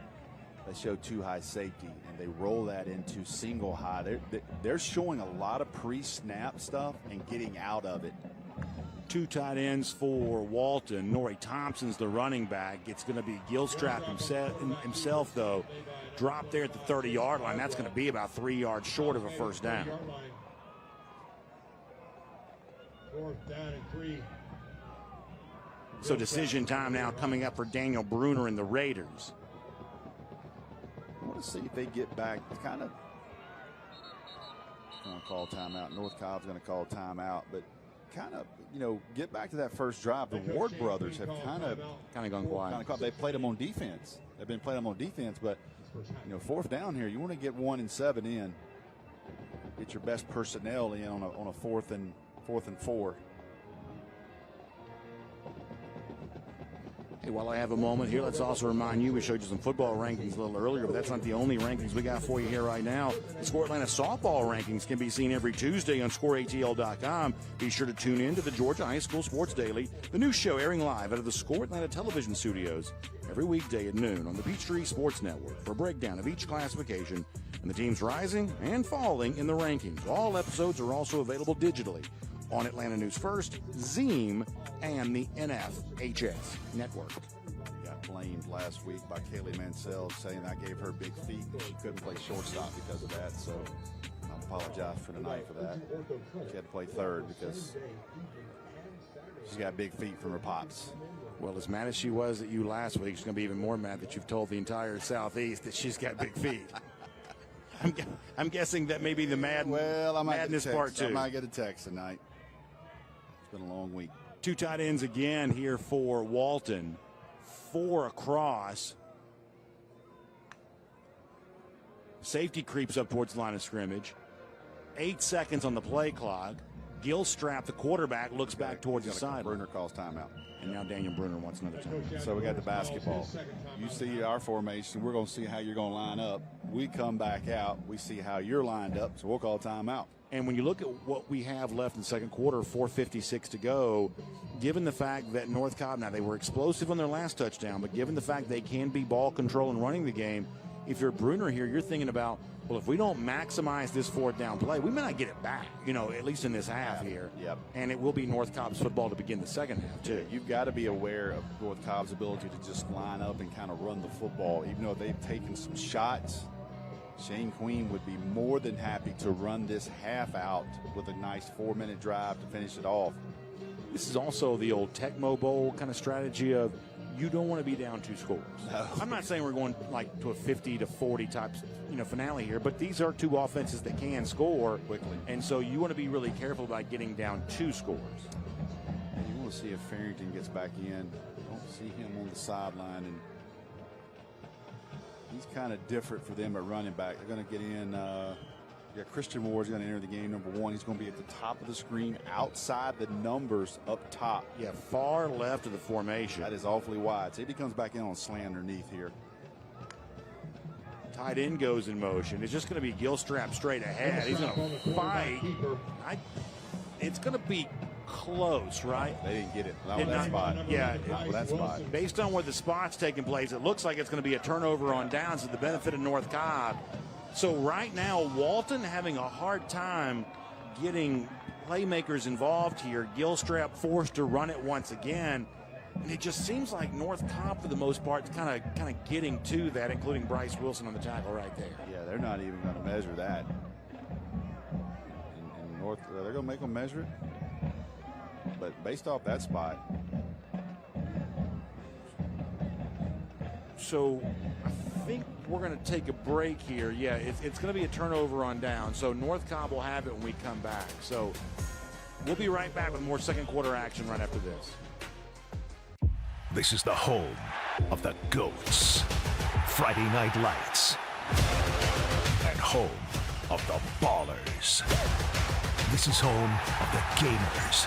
Peachtree Sports Network is the home of the Hustlers. And home of the Speed Junkies. The Peach State plays here. Atlanta's home of live local sports is Peachtree Sports Network. This is where it starts. Where your story begins. This is the trail you blaze yourself. And step by step, you get stronger, faster, better. This is where it starts. How will you finish? Ingalls, we're with you every step of the way.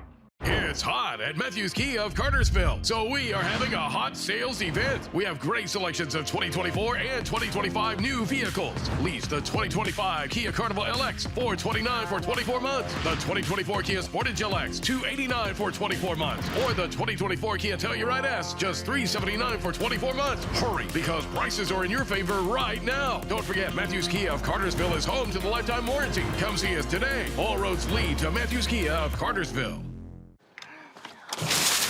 What should we do? I'm going to CashNetUSA.com. I can apply in minutes, and if approved, we can have the money as soon as the same business day. Go to CashNetUSA.com to apply for the money you need. Here's to the legends of the game who paved the way for the stars of today. Get out of his way! Origin Sports showcases sports history that is as relevant today as it was in past. Origin Sports, run it back. All right, welcome back, everybody. Second quarter action here. North Cobb has the football and the lead. As Nick Grimstead steps back in at quarterback. 1st and 10 after the stop on 4th down. Billingsley goes in motion the right side. Grimstead going to try to throw. Diving attempt there by Steele Ingram.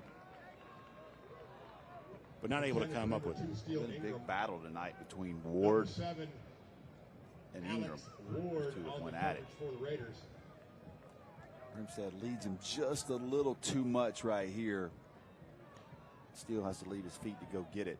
Steele Ingram. 2nd down and 10.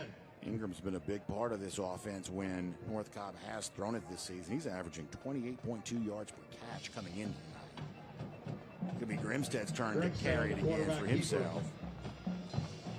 Got up to around the 32. Pick up about 4 there. Going to make it 3rd and about 6. 3rd down and 6.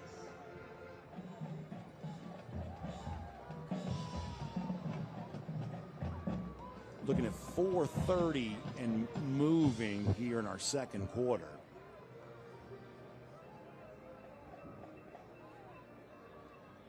Bellew is the running back. Grimstead with pressure going to dump off, and that's a pass caught.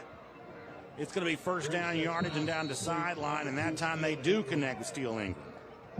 They catch Walton in a zone. They run that crossing drag route with Steele Ingram, and nobody is there. Love the play design. Ingram's picking up some college attention because of things like what you just saw there. He's also a very good baseball player. Just a junior, by the way. You see Shane Queen. If you recognize the face, also one of the actors we have in one of our commercials we run every Friday night. I mean, he's a Emmy Award winner. Just as shocked as anybody. Here is Grimstead. Grimstead on the quarterback keeper. Into Raider territory and down near the 48. See that clock running. North Cobb in no hurry right here. Checked up by the turf monster at the 48-yard line. Check that 47. Great job, just mesh read. See that? Trips himself up there, but pick up 6 yards on 1st down. Clock's running. Quavy Eccles, who has a rushing touchdown today, he's back in at the running back position. 2nd and 5. Grimstead going to hand to Bellew. Bellew's going to find a seam. Gets across the 40, down near the 36-yard line. Another 1st down for North Cobb, and they are rotating fresh backs. One run after the other. Yeah, he's got some juice to him. Watch him block. Watch these 2 pullers clear the way. Look at 52, lock in on the 2nd level, freeze him up. Nice job by that pulling guard to get out on the 2nd level on that counter. Easy 1st down conversion. Jackson Oliver, Shane Queen raves about him, saying he's been our most consistent offensive lineman, and a guy who's a senior now, but as a freshman, sophomore, he's not playing at all. Yeah. One of these guys that watching other people play, but he stayed persistent, didn't give up, and all of a sudden now he is a major piece of an offensive line that's really paving the way for North Cobb both tonight and this season. Bellew again lowers his shoulder, stays on his feet. Is he still on his feet? He's inside the 10. Is he going to be into the end zone for a touchdown? It is a touchdown. He stayed on his feet and got all the way in. You want to talk about running behind your pads, Brandon? Watch this man lower his shoulder and watch his feet keep going. Watch this hit on the sideline. Boom, seeking contact. You almost wondered if he went out of bounds right there, but he did not. Watch him lower his shoulder right here. Quavy Eccles also gave him a nice absolutely block, did too. not. 2 guys. Nice job by the North Cobb perimeter guys not to block in the back, not to hold out on the edge. Huge touchdown late for North Cobb in the half. Michael Hill's PAT is good. So North Cobb comes in tonight with 3 backs with rushing touchdowns, and 2 of them have added another score here tonight there as well. And while we have a moment, let's also remind you about our friends at Gordo's Cheese Dip. Having some fun with us all season long. They're inviting you to snap a photo while you're at the game and use the hashtag Gordo's and the hashtag ScoreAtlanta for your chance to be featured on air during next week's game. It's our social media showcase brought to you by our friends at Gordo's Cheese Dip. Make sure you check that out today. Got a score, a late first half score. Carrollton 21, Parker 20 over in Birmingham. Big game between 2 undefeated football teams. And other practitioners. Gatorade, available at your local racetrack. Gatorade, fueling tomorrow. So 28-14 is our score now.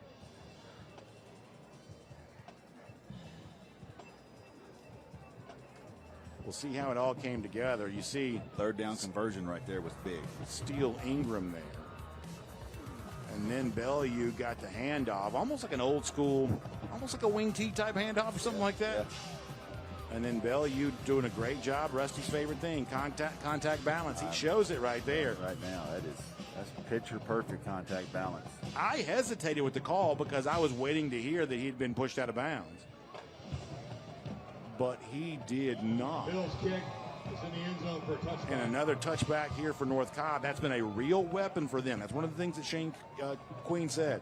His 2 kickers. We haven't seen as much of Caleb Castro tonight, but Michael Hill, who's kind of been the guy tonight, been really good with these touchbacks here this season. Tell you now, if you're Walton here, you're going to be real careful because North Cobb is going to get the ball to start the second half. You don't want North Cobb to go 2 for 1 possession on you right here.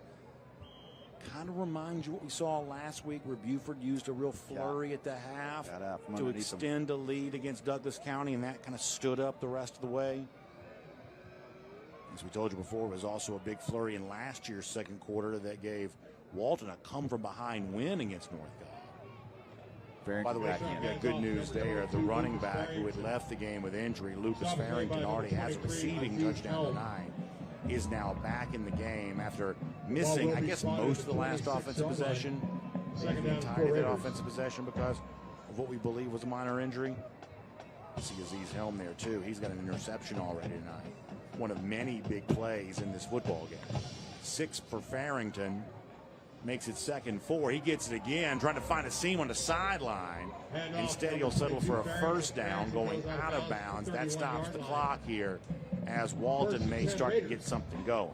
Out-of-state score right now. Prince Avenue playing Westside, the defending 4A state champions. They're down 35-28 in the third quarter. Westside, the team that beat Creekside out of Atlanta a couple weeks ago. What state is Westside out of? South Carolina. Okay. Right up in Anderson. They are the 4A defending state champions, and Prince Avenue, another team that's their schedule hadn't been liked at all. They've taken on 6A teams in the Corky Kell Dave Hunter Classic, and obviously Blessed Trinity. It's going to be a dump off here. Christian Ward getting back involved, but he's going to be corralled right away. Another nice job by a Helm to make sure that Ward didn't get the chance for the big play. 35-yard line by number 23, Aziz Helm. Bobby Lamb started that program up in Anderson College. Oh, that's neat. Yeah. Had a really good last couple of weeks. Undefeated right now. 2:17 to go in our half. Walton staring at a 2-touchdown deficit. Producer Roddy White's daughter goes to Anderson. We'll shout out there. Is that right?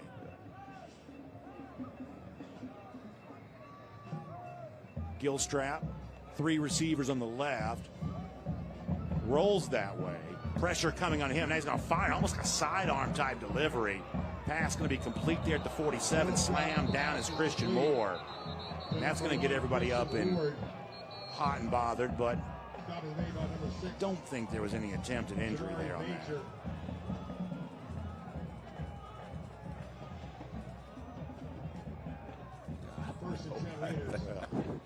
Maybe he shouldn't have done that. I don't know about that. Now I've watched enough Saturday Night Gordon Soley to know that was there was some intent there. I believe we almost got what the textbook would describe as a German suplex.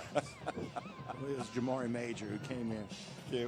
Can we get an Arn Anderson plug in right here from Rome? Yeah, you know what I mean. One of the greats from Rome, Georgia. Hey, played on the state championship team at East Rome. Is that right? He sure did. Big Georgia fan too. Big Georgia. You think he wasn't a mauler at guard? Oh my gosh.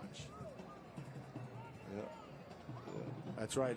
Our producer Roddy Whitehouse reminded us that Marcus Alexander Bagwell, who became known as Buff Bagwell, was a football star. I believe it was Sprayberry. I'm ashamed to know. Hey, I'm ashamed that I know so much about this. Let me tell you something. You don't want to go wrestling trivia with us three. I'm telling you, me, Rod, we could all do a podcast tonight at halftime. I'm ashamed of how much I know about this. 2:05 clock now ticking. Gilstrap going to roll, gets a block. Now going to throw. Try to connect with Ward. Maybe just a step behind him. That would have been big for Walton. Man, just a little bit behind on the run, unable to set his feet, but Ward had set down right there for him. You see Ward turn. Just going to, just a little bit behind. Yeah, it's like Ward keeps moving, and Gilstrap just kind of hit him where he was. It's hard to do that. Even if you're right-handed, rolling right and throw the ball like that. Got a halftime score, 28-20. Carrollton scored right before the half on Parker. That's two teams that are 4-0. By the way, no 2-minute warning for us. We're the only level of football that doesn't have that now. But we'll keep right on rolling here on a 2nd 10. North Cobb creeps up extra bodies, and here they come, including a helmetless player. Now Gilstrap just sort of running for his life. That's going to be a flag on North Cobb because you got to stop the play. We saw this last week. You got to stop, and I know I hate that rule for that young man, but he has to disengage from the play, and he's doing instinctively what he knows to chase the quarterback. Yeah. That's Orlando Wilson, by the way, the defensive end. I don't know how you tell a player to stop playing. Yeah, I know, man. You know, I just illegal participation on the defense. 15-yard penalty. 55 did take his helmet off for him, you know. And that's my argument there. Shane Queen's going to say he took my guy's helmet off. Plus, here's the thing, and this is not the spirit of the rule, but do you know what kind of bad dude you look like when you're chasing down, like the hair just blowing in the wind? I'm going to tell you something. You're going to see that play on social media this week, and I guarantee you he's going to be on his Instagram. And this is the last thing the officials want to hear, but how cool it looks to see a guy running with no helmet on like that. Hair, they call that hair on fire, right? I believe that's what you would say, yeah. All right, instead it's going to be 1st and 10 after the penalty, and it's a shame because, as you said, Wilson had his helmet taken off. Pressure coming again. Gilstrap going to crank it up and throw, looking for his man, fight for the football, and there's a flag. Trying to get Alex Ward, no, excuse me, that's Christian Ward, trying to get Christian Ward involved. A fight for the football. It's been contact every time, and maybe that time it was too much. Yep. Got to be able to turn back there and look. And get the North Cobb defender. I mean, these kids know each other so much. They train together. They play 7-on-7 together. Okay, we got 2 fouls on the play, both on the defense. We got a personal foul, roughing the passer on the defense. We got we got pass interference on the defense. The pass interference declined. The roughing the passer is 15 yards, first down. So that's the second roughing the passer tonight on North Cobb. And, you know, first of all, see Helm kind of tied up with Ward there, just never really turned back. Yep. 1st and 10 Raiders. But it's the roughing the passer that's going to end up being the accepted penalty. It's essentially the same, it's essentially the same penalty here. But, you know, for North Cobb, they've got the lead, but they have given Walton some extra chances here because of some penalties, including here with 146. You're kind of setting up Walton in a situation where, you know, perhaps they would not be if not for penalties. Yeah, they really wanted to stop it there so they could go 2 for 1. Now they're just trying to get Walton from not scoring any points here. Hey, make sure you're tuning in to Score Atlanta on TV every week, and of course ScoreATL.com there as well.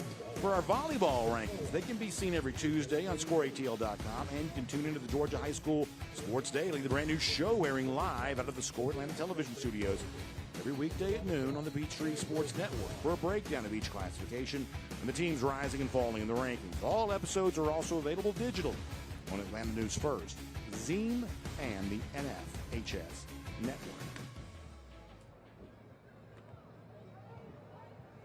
Little shout out to Score Atlanta President I.J. Rosenberg. Made a great post today on Facebook about his dad. Would have been his dad, Dr. Charles Rosenberg. Would have been his 86th birthday. And I.J. talked about how excited his dad would have been to see the Falcons win Monday night. I.J. was actually there in Philadelphia. Oh, that's fun. That's fun. Yeah, that's a nice post. And obviously we still grieve with I.J. and his family after the loss of his father's life a couple of months ago. And what a great guy he is to work with here on a regular basis. Gilstrap going to throw, going to shoot that sidearm delivery again. Trying to get Ward involved. This time it was Jamari Major who had the coverage. Number 6, Jamari Major on the coverage for North Cobb. He beat him off the ball. Ball was underthrown. You want to lead that because once you beat him off the line of scrimmage and you stack him, you want to lead that ball. That's not a back shoulder throw. That's a front shoulder throw. You want to lead him into the end zone. And Major probably never did quite turn back around on that, but you don't necessarily have to. Yeah. It's not obvious he impeded Ward's attempt to make the catch.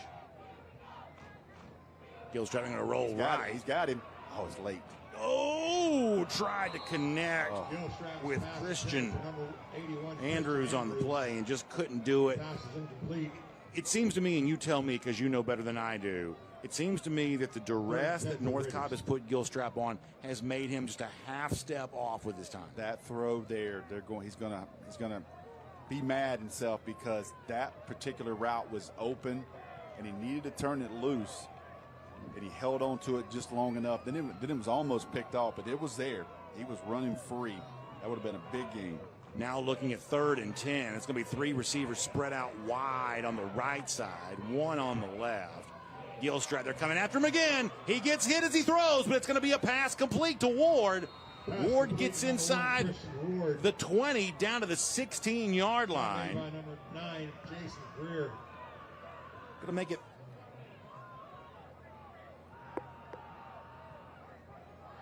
I think that was like a late developing screen. Yeah. Because they turned the lineman loose and he was just trying to let. Regardless, it brings up a 4th down. Yeah, 4th and 4 now. I wonder if Brandon, he's got to have points. I agree. You've got to have touchdowns. Yeah, down 14 here. You don't want to risk the deficit growing, knowing that North Cobb also gets the football to begin the second half. And to my eyes, the Warriors are just pinning their ears back and coming after Gilstrap hard on every single play. Brunner's going to call a timeout. They tried to get him to jump. They almost did. Almost jumped off sides. Okay, so now after the timeout, do you think he keeps his offense on the field? I don't know here. No, he's bringing the kicker on.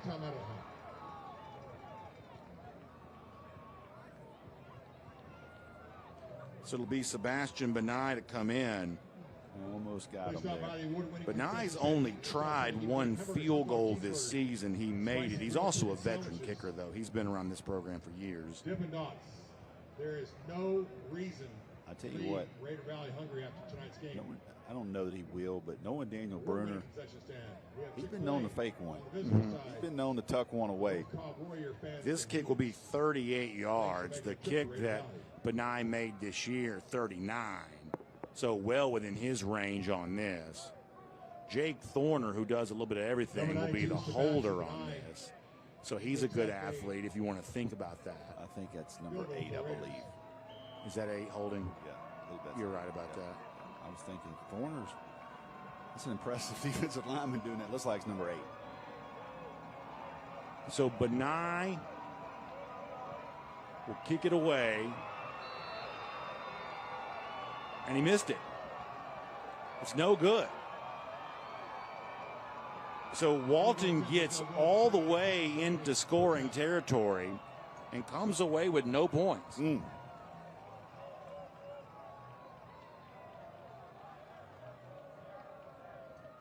So a disappointing situation there if you're a Walton fan, to be sure.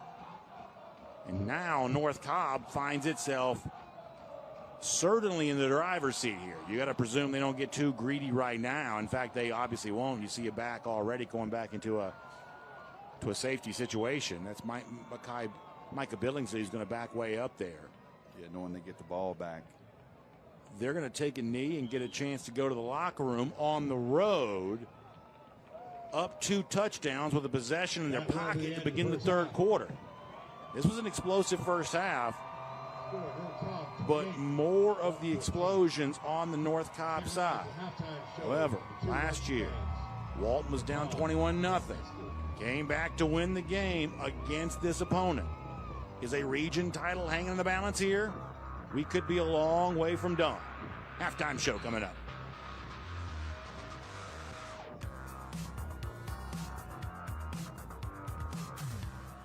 The Mechanical Trades Institute is an opportunity towards personal financial freedom through hands-on and rewarding work. Our school is completely free and gives apprentices the knowledge and skills required to gain access to a lifelong career path. Apprentices learn pipe fitting, plumbing, mechanical service, and welding. They earn money as they learn and graduate with no student debt. Start a career with the Mechanical Trades Institute and change your financial future.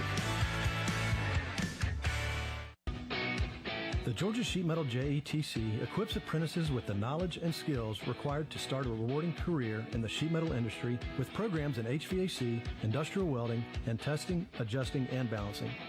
Training is 100% free and allows apprentices to earn as they learn. Journeymen graduate with no student debt and have the potential to earn more than most college graduates. Visit our website to learn more about this opportunity at careersinsheetmetal.com. Planting season is here, and it's time to get your yard looking its best. So treat your yard to the perfect touch from the professionals at Personal Touch Lawn Care. Mowing, maintenance, design, and construction. Personal Touch Lawn Care does it all. If my yard is taken care of, it's one thing off my list that I don't have to worry about. Sign up now for monthly maintenance and get the 12th month free. Big enough to serve you, small enough to know you. Personal Touch Lawn Care, 770-908-1238 or online at ptlcatlanta.com. Sweetheart, please don't forget to wear your seatbelt. I got it, Mom. It's a very nice day, living in the right space. Breathing your grace, got me feeling some kind of way.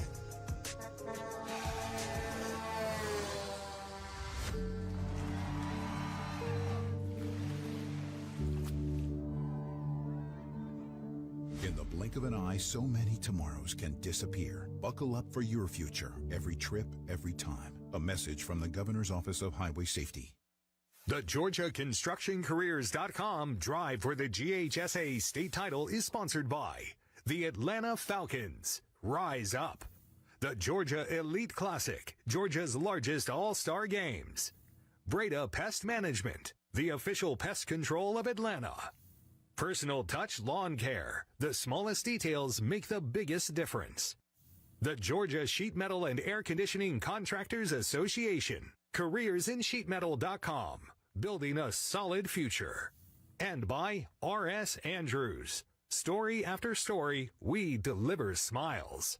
And welcome all to the halftime show brought to you by Sports Turf. I'm Kaylee Mansell, and I'm joined by Caitlin Mason, who is the head coach of the varsity competition cheerleading squad and the varsity competition spirit squad. So I feel like cheerleaders play such a huge role in what goes on in the football game, but maybe others don't get to see it as much. What does the prep work look like for them leading up to the game? So we start practice in July for spirit cheerleading. So they practice once a week in July, and then we practice all the way through August. Usually by the time we get to September, we only practice once or twice in September. And then the week of the game, we have, like today, this morning, we did a morning pep rally at 7:45 out in front of the school. So it's so much fun. The band comes out, the football players, and we just really try to work on school spirit leading into the game, into the week, or into the Friday, I mean. And then we get here about an hour before the game starts to set up the banner, get the sponsorship signs out, get our girls all ready to go, and then they like to take all their pictures. Yeah. Yeah, and then we get the banner and we start the game. And for you, I know you coach a lot of the same students between both teams, but I can't imagine from your perspective, these are two completely separate teams from one another that have to learn separate routines. How do you manage your time coaching both squads? So it's a lot of time. It is a big time commitment. So we have, here at Walton, we do have two varsity squads. So we have a varsity spirit squad and a varsity competition squad. And so competition cheers football and spirit, or football and competition. And then our varsity spirit team cheers football and basketball. Oh. So we have about 40 girls on the sidelines.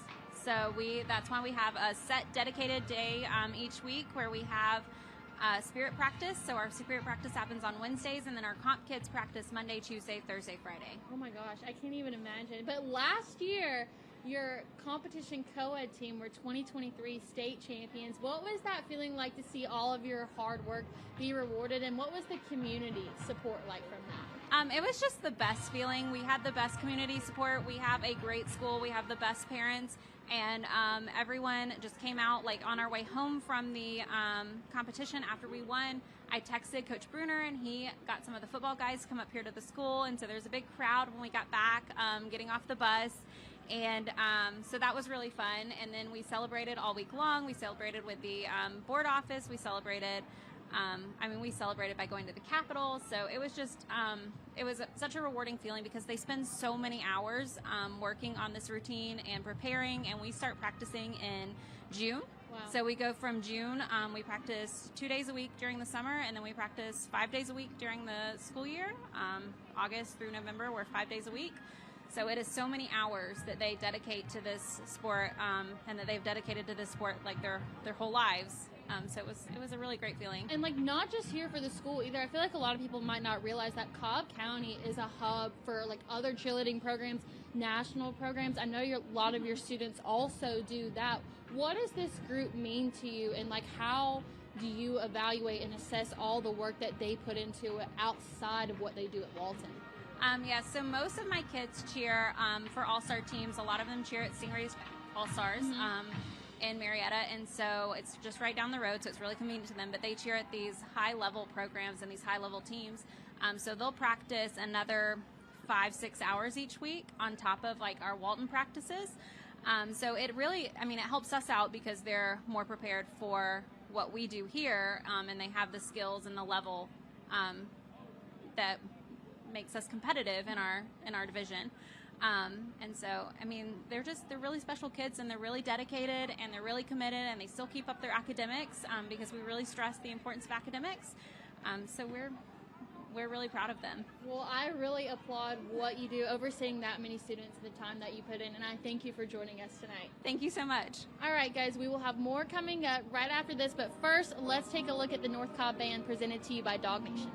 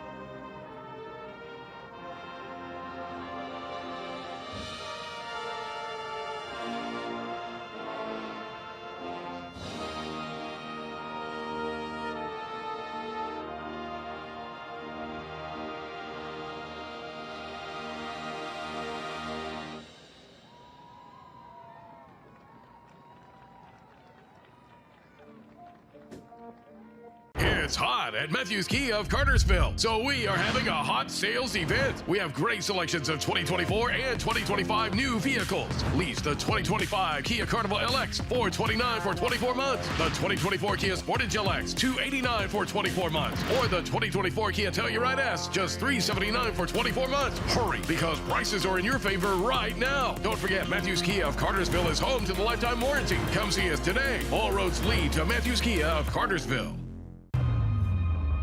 This is where it starts, where your story begins. This is the trail you blaze yourself. And step by step, you get stronger, faster, better. This is where it starts. How will you finish?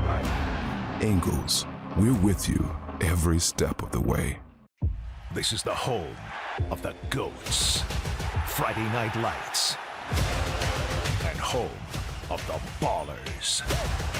This is home of the gamers.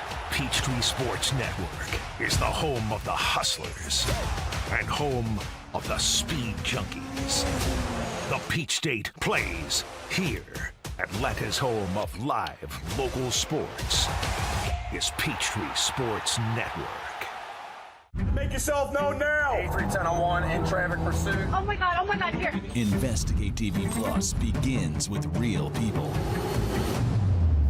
We investigate stories that impact you and inspire change every day. Something is broken. Real problems. Why are they hiding it? And real solutions. My daughter was dying in front of me. What was your reaction when he said that?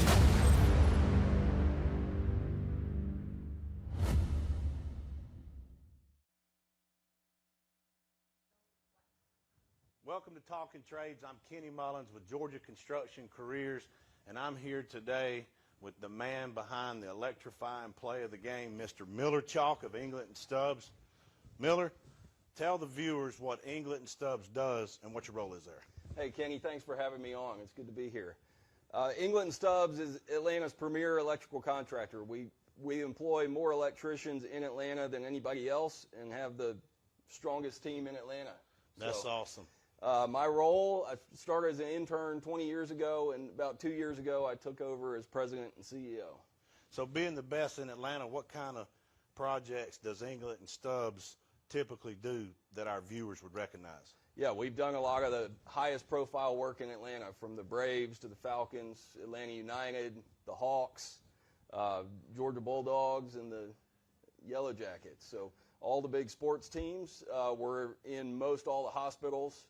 Just finishing up at Children's Healthcare of Atlanta, really proud of that one, and doing a lot of other critical power work, the data center work that's in town. That's awesome. So you're making a difference in the community. What kind of career opportunities are available to young people within England Stubbs? Yeah, Kenny, we're looking for people at all levels of experience, but we always need the new high school graduates, people entering the trade. We love to get new people in and teach them the trade, so that we have a great program through the apprenticeship school and can get those guys in and give them great training and great on-the-job training as well. So I know England's awesome with the building information modeling, like y'all use BIM, and y'all are going to the next level with prefab, and just what you're doing in the industry is really the leader. So I think it's awesome what you're doing. Tell the audience what they can do to get started and where they can find out more information of England Stubbs. Yeah, and thanks for mentioning that, because it goes way beyond just the electricians in the field. After those guys get training in the field and that experience, we have all kinds of opportunities, from project management to the BIM design, computer-aided design, and all kind of other opportunities through our fab shops and whatnot. So if people are out there and they have experience, or they're just interested in getting involved in the trade, you can find us at inglet-stubbs.com, or just Google England and Stubbs. We have a hiring page there. You can fill out your details, and our team will be in touch with the next steps. Thank you for watching this edition of Talking Trades. Join a trade and get paid. Man, you know how to do this? Man, I don't even know. I was flipping burgers last week. Violation, unsportsmanlike conduct, impersonating a craftsman. Skilled trade unions are well-trained career pros, not part-timers. Construction is a rewarding and lucrative career with the advancement potential, but you have to do it the right way with the right training. Learn how you can be a pro. Find your career at GeorgiaConstructionCareers.com.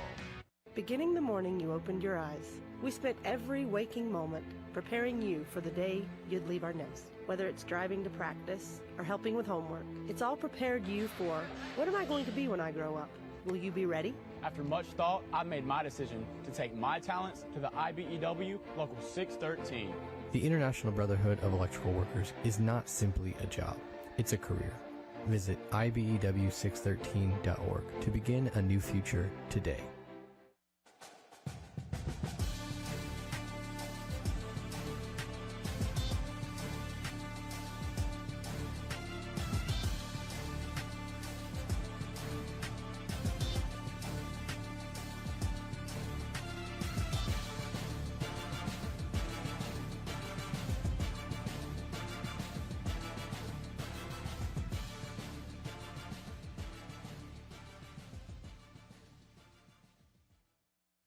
great teams are committed, focused on the details, and work hard to be their best. From practice to games, right down to their gear.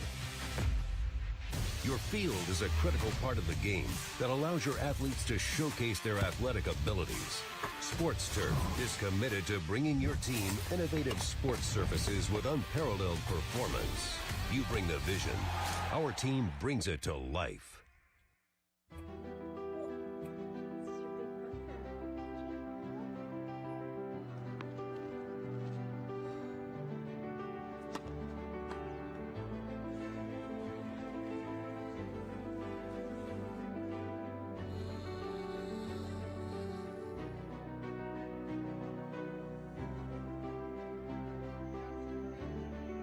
For a healthier future together, look to Northside Hospital. Brought to you by Sports Turf, I'm Kaylee Mansell, and I'm joined by a pair of Walton royalty here, Athletic Director Chris Williams and Principal Dr. Stephanie Santoro. I was amazed to find out that you've been here for 22 years. Why stay after all this time? It's an easy place to love. It's an easy place to love. I started as a coach. I became a math teacher and then moved into administration, and every step has just gotten better. I've gone from outside of the classroom to now embracing the community a little bit more, and it's just a great place to be. Mr. Williams, every time that I've come here, one thing that sticks out is when you come onto the field, you've got members of the community out here, you've got kids playing football out here. Coach Mason spoke so highly of the support from the community. What's that been like for all of the athletic programs, not just football? Sure. Well, we think that that's actually something that sets us apart, is our community. Everybody's involved. Everybody lives in this district to go to Walton High School. And, I got an email just the other day about one of our elementary schools and how invested they are in the Raiders, and they all can't wait to be Raiders. And so that really does set us apart, we think, getting all that support from just everybody in the neighborhood. So earlier today, y'all held a memorial, I believe, at 2 o'clock to honor the students and the teachers from Appalachia High School. What was the message to the students, and what was the reception like from the students as well? So our message was twofold. The first was that we know our students have a voice, and we value their voice. They're educated, and one day they're going to change the world, and we wanted their voice to be heard. So we wanted to provide that opportunity for them to be able to do that. The second message from us was that it is our primary responsibility to keep them safe, and we always want them to feel that they are safe and secure and supported at school. And so it was kind of our way to just remind them that that's what we're really here for all along. I think that's really respectful. And even though we're getting to cover some Walton Raiders football tonight, I mean, y'all have a multitude of successful sports programs. Tell me about some of the sports that are going on right now in the fall. Sure. All the other fall sports are doing really, really well. Volleyball is traditionally one of our strongest sports. I think we have 15 state championships in our history, and we did not win last year, and we have a brand new coach this year who's trying to get them back to the top of the mountain, and I think they're ranked number 3 in the state right now, so we got a good shot there. Both of our cross-country teams, boys and girls, are fantastic. They both have won a couple of the meets that they've had so far. Softball's trying to lock up a 3 seed in the playoffs, and they're having a really great season. Competition cheers just gotten started, and you talked about them and what a season they had last year, so they're going to try to do it again. So it's been a great start to the year, and we'll just try to carry that momentum right on through. Well, I thank you both for joining me. Thank you so much for letting us host here. It's very evident that y'all have a good thing going at Walton High School. Thank you. All right, with that, let's take a look at the Walton Raider Band presented to you by Dog Nation.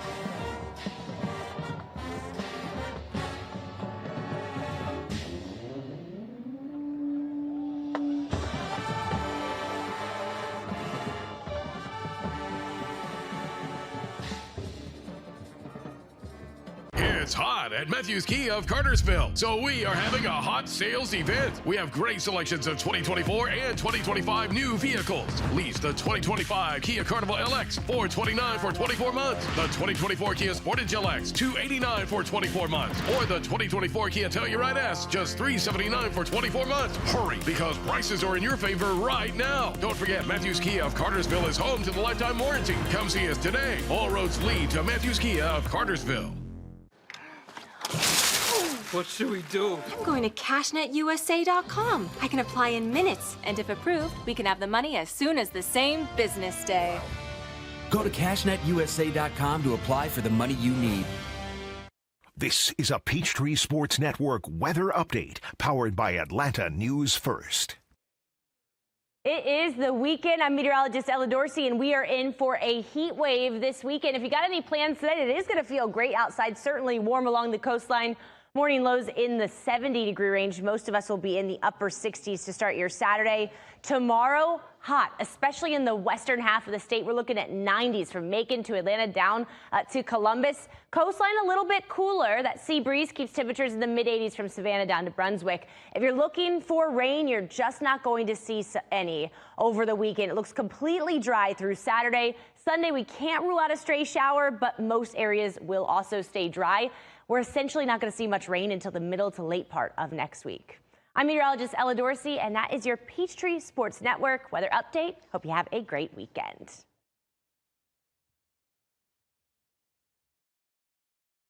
Oh my gosh. World Chase Tag is the Pro League tournament for the planet's most intense new game, which takes the art of being hunted down to a whole new level. It is relentless and fiercely intense, with a chaser having just 20 seconds to get a hand on an invader. He's done it! He has done it! And there's only one rule. Don't get caught. Tuesdays at 7 on Peachtree Sports Network. Here's to the legends of the game who paved the way for the stars of today. Get out of his way! Origin Sports showcases sports history that is as relevant today as it was in the past. Origin Sports, run it back.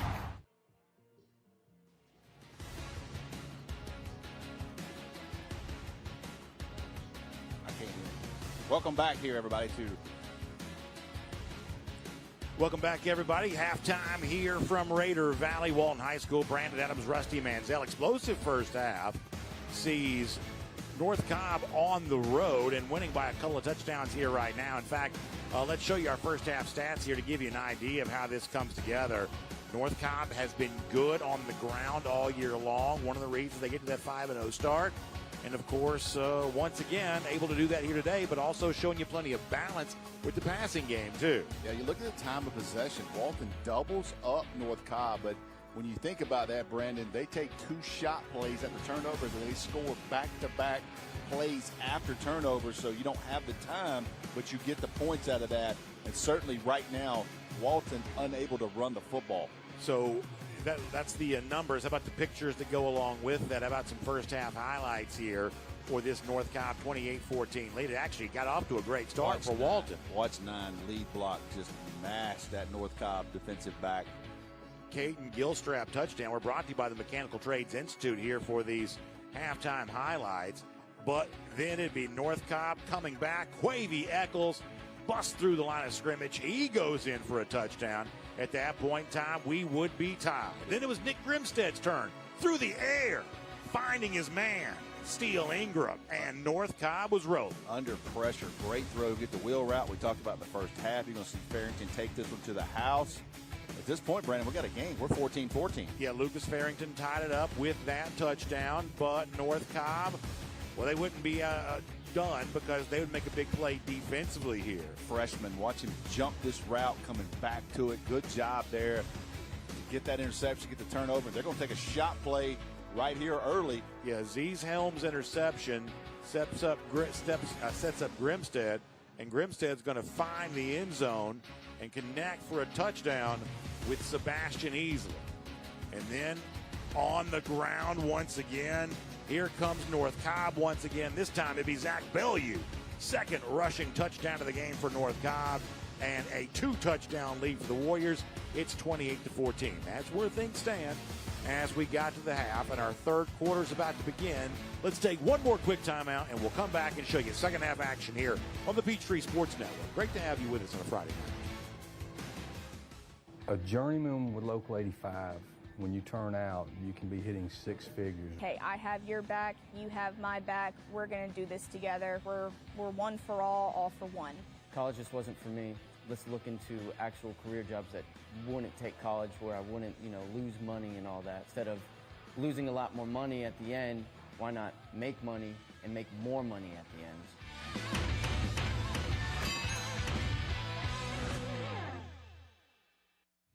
Are you interested in becoming a deputy or a jailer? The Gwinnett County Sheriff's Office is hiring and looking for individuals passionate about protecting and serving their community. If you are 18 years or older, join our team by visiting GHSA.com for more information. Gwinnett County, together we can make a difference.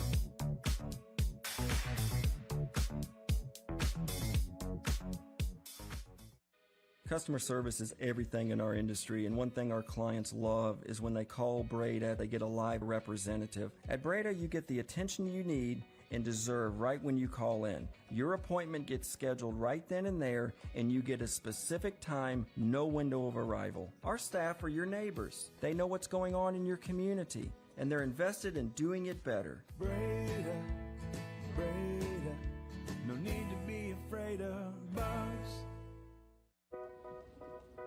Struggling with food insecurity can feel lonely, yet every community across America is affected by hunger, which is why our Kroger associates work together to rescue nutritious food that would otherwise go to waste in an effort to donate 3 billion meals by 2025. Because we believe everyone should have access to fresh, delicious food. Join the Kroger Zero Hunger, Zero Waste Foundation to defeat hunger and eliminate food waste. Sweetheart, please don't forget to wear your seatbelt. I got it, Mom. It's a really nice day, living in the right space. Breathing your grace, got me feeling some kind of way.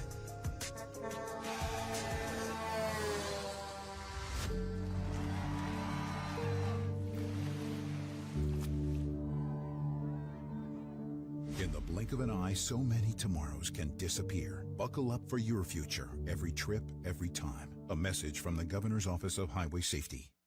The drive for the GHSA state title is presented by GeorgiaConstructionCareers.com. Transform your future today. Dylan Womack, Miles Butler will be back deep to receive the kick to start our second half here. Sebastian Benai, the Walton kicker, will be the one who puts us in motion. North Cobb leading by a couple of touchdowns. Spirited rivalry game. High stakes here in Region 5 of 6A. Two of the best teams in Cobb County in the state of Georgia. Walton, who made it all the way to the state championship last year before succumbing to Milton in Mercedes-Benz Stadium.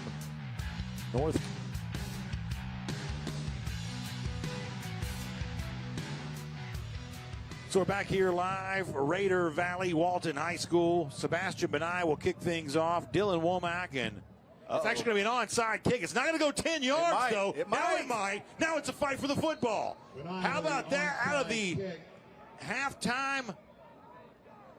Benai kicked it, and it rolled perfect, but it just didn't want to go 10 yards, and finally North Cobb was able to step up and get it. Man, North Cobb's got to come up and get this ball. Good job by Walton allowing it just to bounce around to see, but North Cobb's got to go get that. Almost. Ooh. First and 10, North Cobb from the 10. Yeah, it's interesting.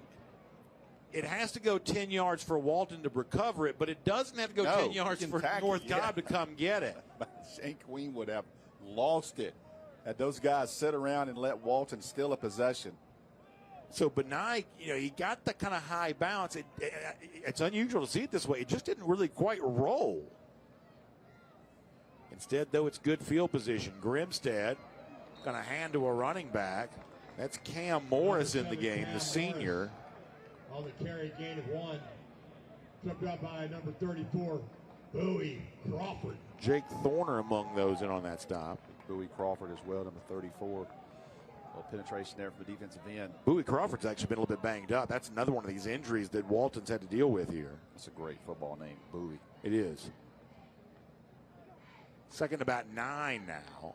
That's a handoff again to Morris, and Morris lost his footing on the turf. He was also given chase there by a couple of Walton defenders, including M.J. Burnett. But he goes down, and it's a third down now here coming up. It'll also give us a chance to see our quarterbacks here. Grimstead on the side for Parkview.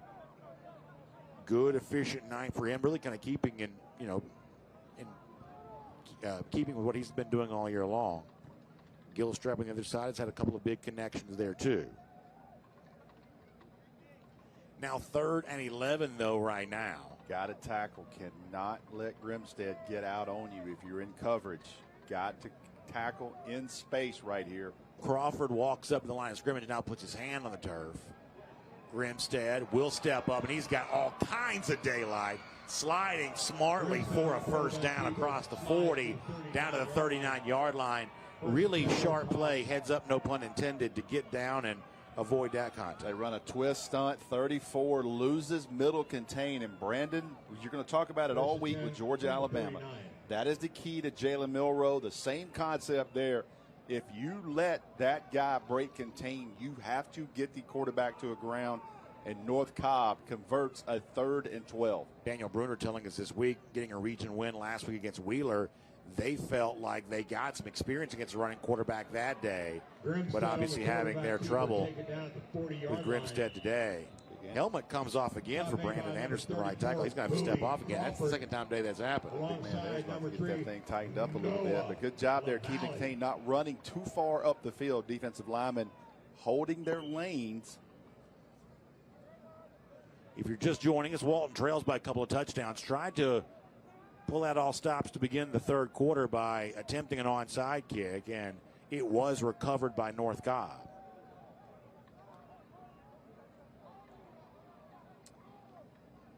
So the Warriors, good field position with the lead. Handoff by Grimstead. Gang tackled right there, perhaps behind the line of scrimmage. Crawford kind of in on that stop again. Much better job against the run right here for Walton in the second half. Looks like they've added an extra guy in the box. Another 3rd and long. So last time in this circumstance, it was Grimstead who had just like acreage of daylight in the middle part of the field.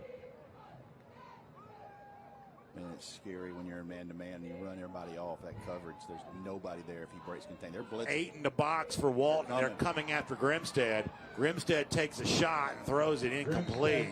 And that's going to bring up 4th down. And Rusty, you said it, a much better job defensively that time by Walton. I love the call right there. They did not sit back. They came after Grimstead, brought an extra backer and a defensive back, 2-man route. And Walton holds there, with North Cobb having great field position at the 50. Yeah, rare punt now coming up for North Cobb. First of the night? No, it's their second. Ingram has punted before. He'll stay in. This is the wide receiver, so we always point this out when a position player is in as the punter because it creates an opportunity for something here. Alex Ward, who has a long kick return, is the punt returner. Began the game with a big explosive kick return. Short kick by Ingram. Ball going to bounce out of bounds, and the miscue on the attempted onside kick does not hurt Walton. They get a stop on defense, and they get the football. And they'll have it when we come back here on the Beach Street Sports Network.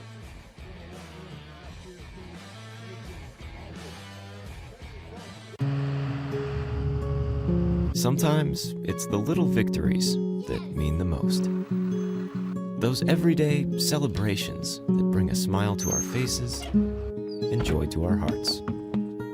At Ingalls, we know there's no one you'd rather share those miniature memorable moments with than family.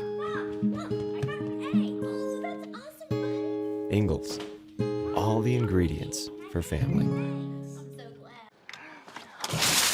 What should we do? I'm going to CashNetUSA.com. I can apply in minutes, and if approved, we can have the money as soon as the same business day. Go to CashNetUSA.com to apply for the money you need. Washington Media Scholars Foundation, proudly celebrating over 15 years of empowering college students through scholarships, career opportunities, and industry connections. Compete for over $150,000 in scholarships and an all-expense-paid networking trip to Washington, D.C. Connect with top media companies, enhance your media skills, and advance your career. Visit mediascholars.org to learn more. What I thought was a complete life was nowhere near complete. But it is now. Learn about adopting a teen at adoptuskids.org. Make yourself known now. 310-1 in traffic pursuit. Oh my God, here. Investigate TV Plus begins with real people. We investigate stories that impact you And inspire change every day. Something is broken. Real problems. Why are they hiding it? And real solutions. My daughter was dying in front of me. What was your reaction when he said that?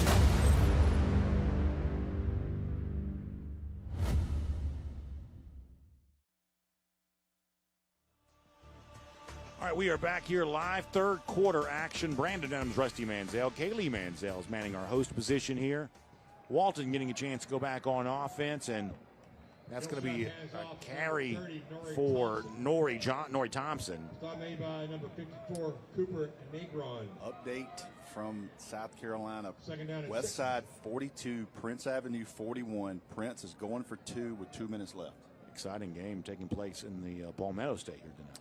Blessed Trinity beat Hebron Christian tonight 24-10 at final. Big win there for Blessed Trinity over a good Hebron team. What a start Blessed Trinity's had here this year. Another running play here on second down. Number 30, Nori Thompson. That's more for Nori Thompson. Interesting that it's been Thompson in on this drive on both these carries and not Lucas Farrington. Nice play there by 54 for North Cobb. That's Cooper Negron. He is, you're talking about setting the edge. Watch him pull this counter. Watch 25 and 54 just eat up the blockers. Shane Queen calls Negron the perfect high school player. He says, man, I'd love to see him get a chance to play at that next level, but what an amazing season. I'll give you an example here. He had 19 tackles, 3 tackles for loss, and a sack in a big win. It's one of those kids that might not get all the accolades, but next fall when you go to practice, you're like, dude, 54 is gone. Yeah. Like we knew what we were getting week out of him. Pressure comes, and down is Gilstrap. He's going to go down there. The tech commit Cam Collins, one of the guys that was in there. Also number 40. Calvin Moss. He come off the backside. Watch the backside pressure come. 54. They were going to run a screen to the backside. It's a slow developing play, and by the time they got around to throwing it to Farrington, North Cobb was there for the tackle for loss. So big stop there for North Cobb. Miles Butler will be back deep to receive the punt here from Bryant Gunnels. Nice punt, man. Butler going to take it and going to lose it and going to have to scoop it back up off the ground. And now he's going to be wrestled down inside the 29-yard line. So Butler almost had to go over the shoulder to make the catch. Fell out of his hand, then right back to him. But at that point in time, no real opportunity to do anything with the football. Stop made by number 34, The thing there, too, Brennan, that was a quick offensive possession. Yeah, it was. Like that was 3 and out quick. Your defense comes right back onto the field here. You had a good opening second half series. See if they can maintain it. Another thing, too, for North Cobb, you see what Walton has done to you halftime adjustment. What do you do now on the second possession?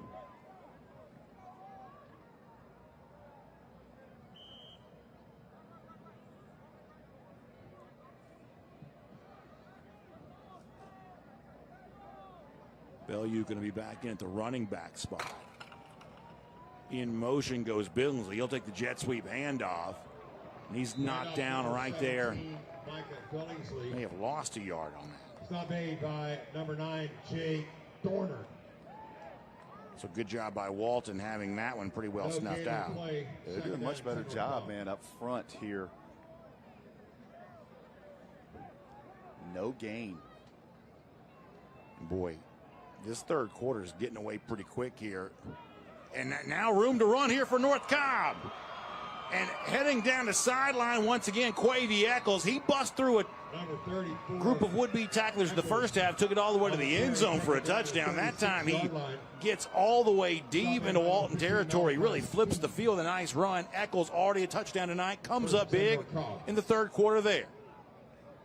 North Cobb going back at it. This time Eccles, though, can't find room to run. He'll be stopped behind the line.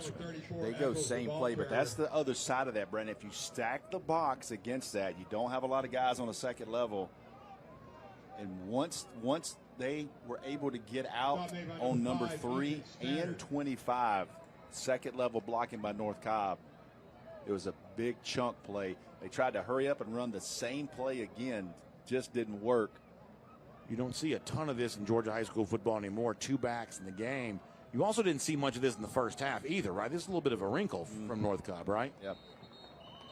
Handoff to number 20, Zach Bellew. How does that change the equation defensively for Walton? Walton's still stacking the box.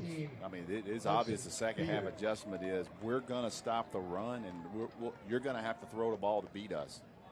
Coming up on 5 minutes. They're winning at the line of scrimmage. Now North Cobb goes spread, 2-by-2 set. 34-yard line. Walton jumped. Man. There is a flag. Give them 5-3 on 3rd and 8. Defense, 5-yard penalty, 3rd down. Just got over, couldn't quite get back. That was Hudson Beard, one of the defensive backs coming up to the line of scrimmage that time. Now, with that, instead of being 3rd and 8, you're 3rd and 3. They bring in a different package there. They were in a 2-by-2 set. Now they're going to bring in 2 extra linemen. Looks like it's going to be 1 wide receiver. This might be. So Bellew will be the running back. Look at the set up top. Almost an H-back and a wing back, and they go straight quarterback power here. Absolutely. Cutting down the right side. It's also a Wildcat in at quarterback there as well. So Christian Peacock came in and took the snap there at quarterback. Freshman. And got inside the 5-yard line. Well-designed play for Peacock. I love the play call by North Cobb coming out of that penalty. Sub the formation.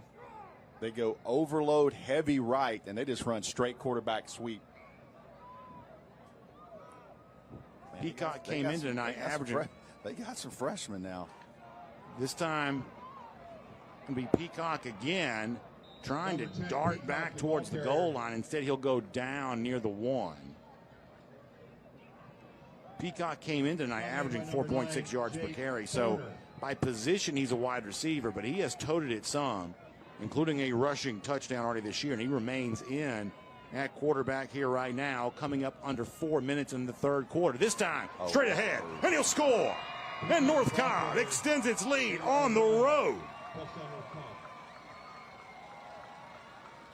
Christian Peacock, second rushing touchdown of the season. I love the run. Watch him see the gap here. It's going to go to right. Watch him put his foot in the ground and get north. Once he sees that opening, he does. It's designed to go to the right, but watch him put his foot in the ground, cut right back up against the grain, touchdown. And Brandon, when you go back and look at things, Daniel Brunner goes, what if on 3rd and 8 you get a penalty? Yeah, that's exactly right. It got way easier for North Cobb at that moment. Michael Hill has been kind of the kicker tonight for North Cobb. We thought we'd see a little bit of a rotation there, but the game has sort of belonged to Hill here today. Flag comes in, whistle blows before the PAT. False start on the offense. 5-yard penalty. Still an umptime down. Even if this score holds and North Cobb goes on to win, my guess is Shane Queen's going to see some things he wants to clean up in terms of some of the penalties. Yeah, up front, penalties for sure. But up front in the second half, a couple of times they've been stuffed, and he's going to look at that. But you love your young players, man, your freshmen making plays. I love the play design there when they go 3rd and 3, and they do the overload, heavy right. Really sharp. They haven't shown that all night tonight. And also interesting that when they found the nice wrinkle with Peacock, you know, sometimes you show that and go right back to the traditional formation. They just left him in, and he just moved him right on into the end zone. So well-designed plays there by Shane Queen's team.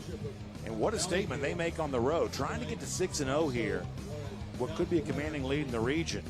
Looking good here right now. Dang, you get this car? You need to join the union. The union? Absolutely. You can get 10 of these. Union construction workers earn the highest wages with the best benefits and the most protection in the construction industry. Find your career in construction. Go to GeorgiaConstructionCareers.com and start your future today.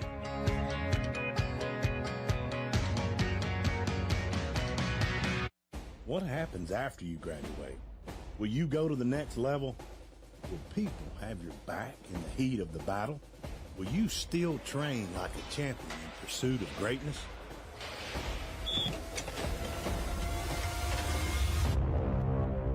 You will when you become an IBEW electrician. Join our team. Visit IBEW613.org. Basic combat training is a 10-week experience that will challenge you both physically and mentally. Each phase of your training will introduce you to new soldier skills, building and advancing them along the way. You and your fellow soldiers will work as a team to accomplish each mission, overcome each obstacle, and earn the right to wear the black beret of an Army National Guard soldier. Great teams are committed, focused on the details, and work hard to be their best. From practice to games, right down to their gear. Your field is a critical part of the game that allows your athletes to showcase their abilities. Sports Turf is committed to bringing your team innovative sports surfaces with unparalleled performance. You bring the vision, our team brings it to life. I've used R.S. Andrews 15 years, purchased 2 heating and air systems, so I rely on their technicians for service. I call, they come, it's fixed. And I appreciate Andrews' commitment. He gives it his all. That's how R.S. Andrews makes me smile. Yikey wawa! Running out of hot water is one way your water heater cries out for help. Call R.S. Andrews. Get a water heater rejuvenation. Your water heater gets added life, you get more hot water. Another way R.S. Andrews makes you smile today. The GeorgiaConstructionCareers.com drive for the GHSA state title is sponsored by Gordo's, Fiesta Every Day, Northside Hospital, your source of strength, the Mechanical Trades Institute, the best kept secret everyone should know about, Dog Nation. Visit DogNation.com for the latest Georgia team news and recruiting information. Georgia Match. Claim your spot at a Georgia college today by visiting gafutures.org. And by Georgia High School Sports Daily. Live at noon Monday through Friday on the Peachtree Sports Network and Atlanta News First app. I don't think there's any way to say it other than North Cobb very impressive here right now, up 21 on the road at Walton. This is a game that has decided this region many times in the past, and certainly if North Cobb and this score holds, they'll have an inside track on this, much the rest of the way here too. Let's go back and see how it all happens there, starting with Quavy Eccles, who got North Cobb into Raider territory, and that gave Christian Peacock a chance to come in as a Wildcat quarterback. I love the vision there. Play designed to go back to the right. He sees the opening, foot in the ground, dives in the end zone, doesn't mess around, gets north and south. Talking to Shane Queen before the game, he talked about the importance of this game, Brandon. Little sneaky tidbit on this. The winner of this region, they match up a Region 1. So, you got your hands full. You do. As a 1 and a 4, and that's a grown man matchup, that region versus Region 1 from South Georgia. You see the attempted throw there, trying to get Alex Ward involved. And I also want to make one thing really clear here, too, which is that while historically the winner of this region has had obviously an inside track on, I should say the winner of this game has an inside track on winning the region, you do have a Marietta team that, is already 1-0 in the region. They're playing Wheeler tonight. They have a chance to get to 2-0. We've seen them certainly kind of use their pre-region schedule as a springboard to playing well in the region. So I don't want to discount Marietta here. But is Hillgrove in this region? They were sneaky undefeated. So I don't know if they're in this region, but there's still some tough teams. Anytime you go to a team in Cobb County. But historically, these two teams, this region goes through the winner of this game. Very well could be the case right now. So if you're saying that, you got 15 minutes if you're Walton to try to make a dent in a 21-point deficit. We'll also point out, as you said, in the higher classifications, we're still using the traditional region pairings as decided before the season begins, whereas in the private classification from 3A down to single A, they are using the power rating. Yes, and you'll see next week we'll have Savannah Christian, who is in the lower division, playing a 4A private school in Blessed Trinity. So a throw here for Gilstrap into coverage, fight for the football, and that's going to be intercepted. Picked off there by Dylan Womack. 4th interception of the season for him. But there is a flag, so maybe hold everything. Womack wants to count, though.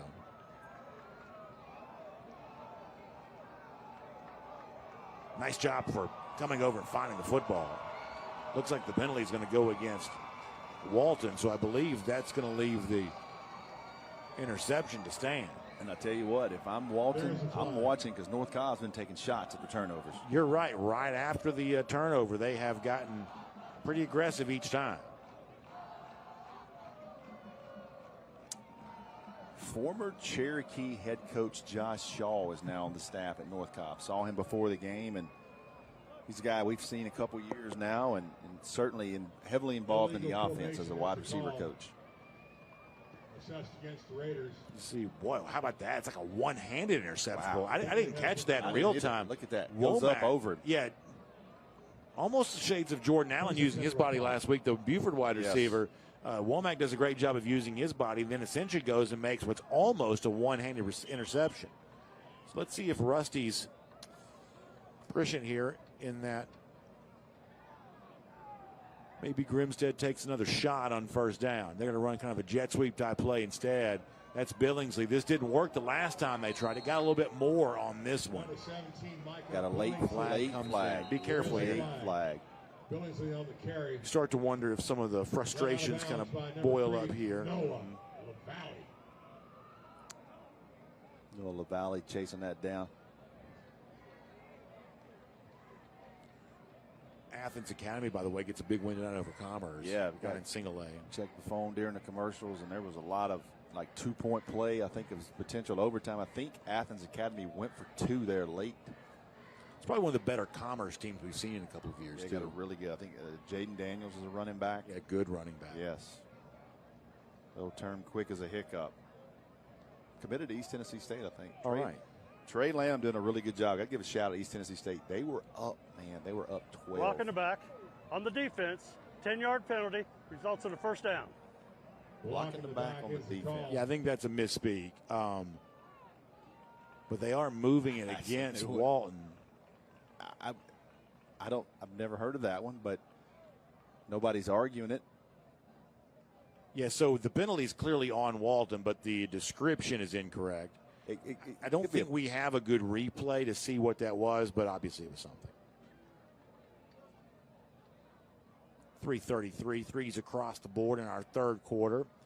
Grimstead faking, play action, time, throwing, end zone! Over the head of his intended target. Steele Ingram looking for his second touchdown of the night, but unable to connect that time. There's the shot. They those two again. He just pointed at the scoreboard. Alex Ward. I'm telling you. I shouldn't laugh at that, but it is. The Warriors. Getting back to East Tennessee State, they're up 12 on North Dakota State with 3 minutes to go last week. And were unable to finish off the #1 team in FCS. Boy, that's tough. Man. That's tough. But, you know, Trey Lamb, Calhoun, a lot of connections, a lot of Georgia players on that roster. And really doing a good job. But, man, up 12 on the #1 team in the country, and you wind up not being able to finish it off. 2nd 10 now after the incompletion. Little counter. Yeah. Good physical play by Ethan Standard to get in there and help make that stop. Standard's an Air Force commit. Standard and Baird on the stop for the Raiders.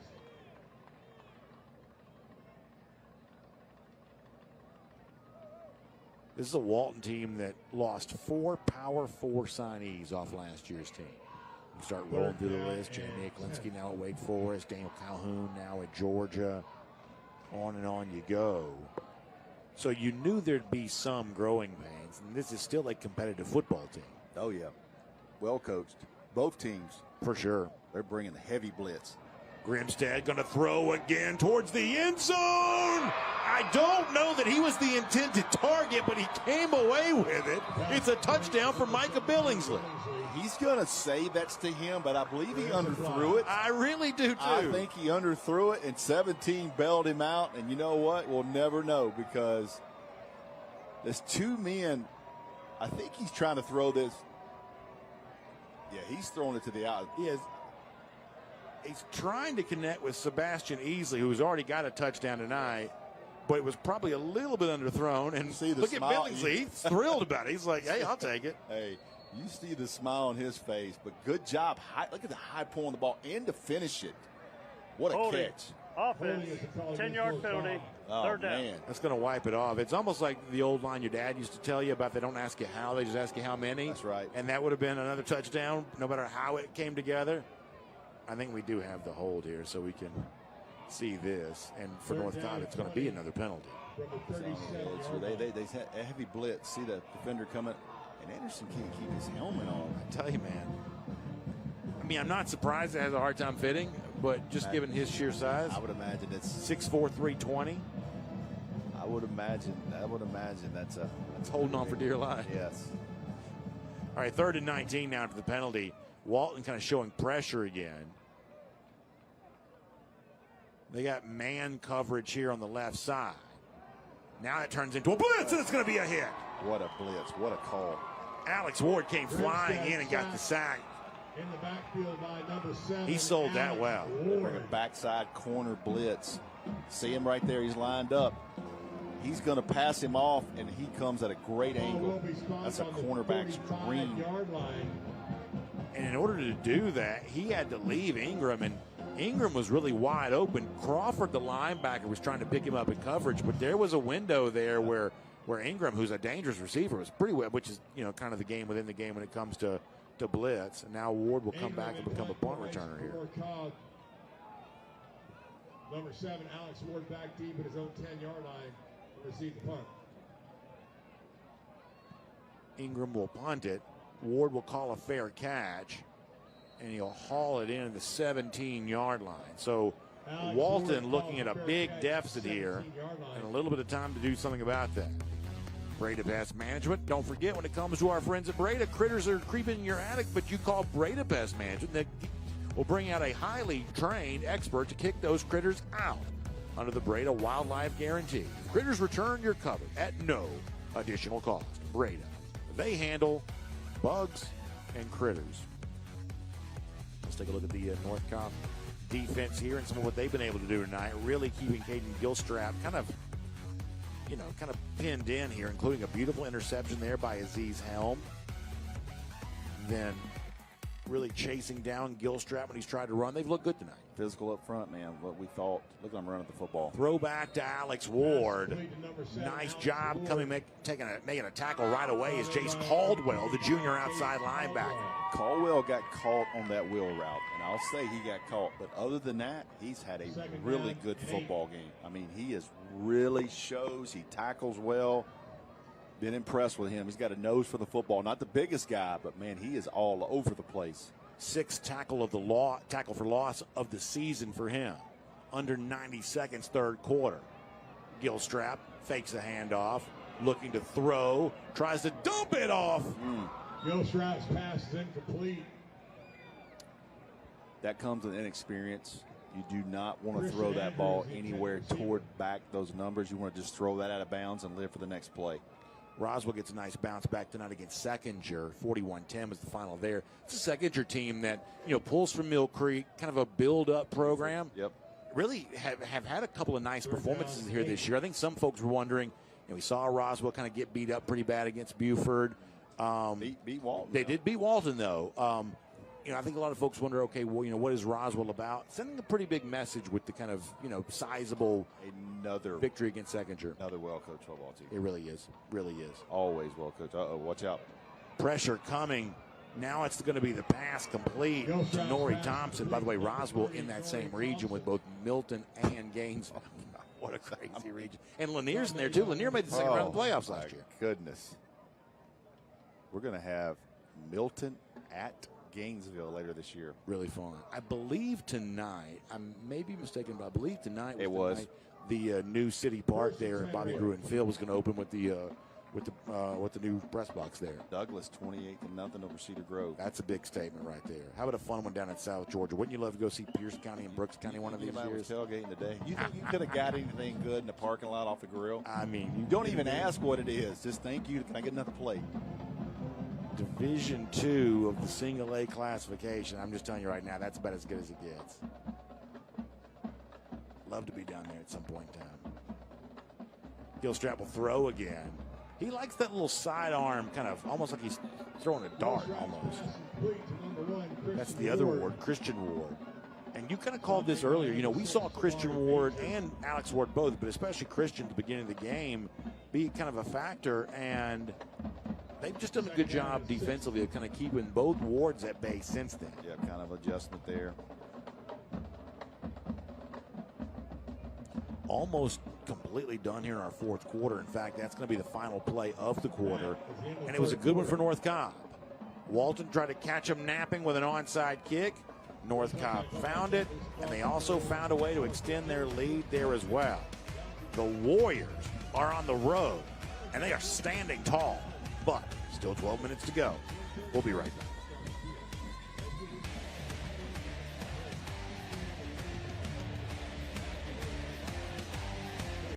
This is the home of the GOATs, Friday Night Lights, and home of the Ballers. This is home of the Gamers. Peachtree Sports Network is the home of the Hustlers and home of the Speed Junkies. The Peach State plays here. Atlanta's home of live local sports is Peachtree Sports Network.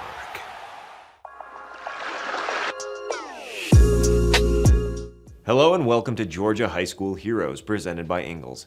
As we traverse the high school football season, we're taking a look back at the top 10 Georgia high school football players of all time. This week, we're going to the defensive side of the ball and taking a trip to Toccoa and Stevens County High School.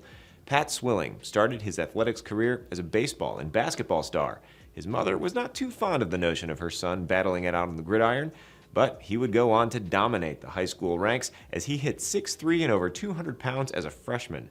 His outstanding prep career took him to Georgia Tech, playing for the legendary Bill Curry. From there, his talents took him to the NFL and the city of New Orleans, where he would help establish the Dome Patrol and a dominating defense. Thanks for watching Georgia High School Heroes, presented by Ingles.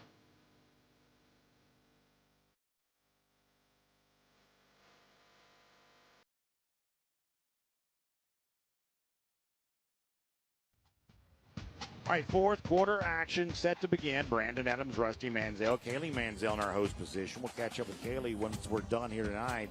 She'll help make sure you're up to date on scores from across the state. We'll continue to talk about some of these as they come rolling through here. But the score that matters for many of you is the one that sees North Cobb up 35-14 as we start the fourth quarter of play here. Running play on first down. Hands off number 30, Nori Thompson. It's been interesting to know.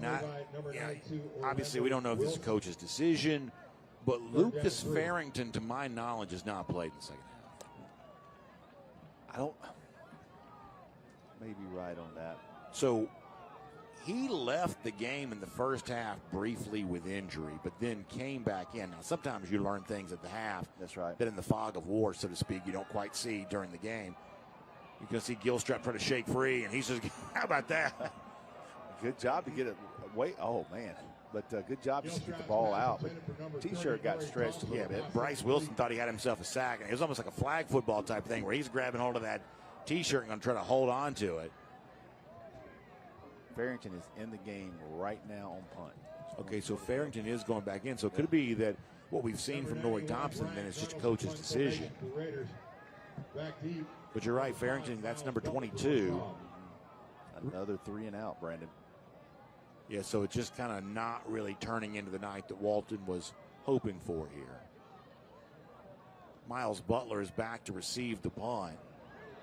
Bryant Gunnels gets it away. Butler will let it roll, and it's going to go out of bounds. And this North Cobb defense pretty quickly becoming a story. Now we've got some extracurricular stuff. We've had a little bit of this throughout the night, and you're going to have some pushing and shoving here. Now, this is not going to turn into anything too serious because everyone's going to be kind of, so-called cooler heads prevailing here. So I think there's some chippiness that's going to be just sort of a natural byproduct of a competitive game. You see the middle of the field. See the middle of the field? Yeah, you can't go that high with hands on helmets and things like that. Everybody knows that. But then we're going to separate the players, and everybody's going to kind of go back to doing what they're doing. No need to make much more of that than it needs to be.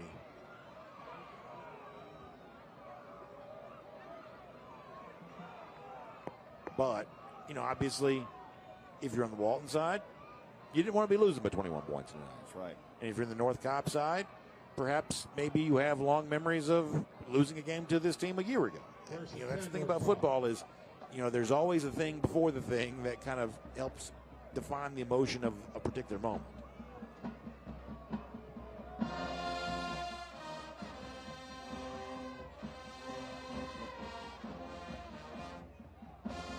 Sitting at 11:01 to go in our game. Going to be a handoff to Bellew. Can't get over Bellew as a freshman running back, what he's already been able to do for this North Cobb team. Averaging 7.6 yards per carry coming into tonight.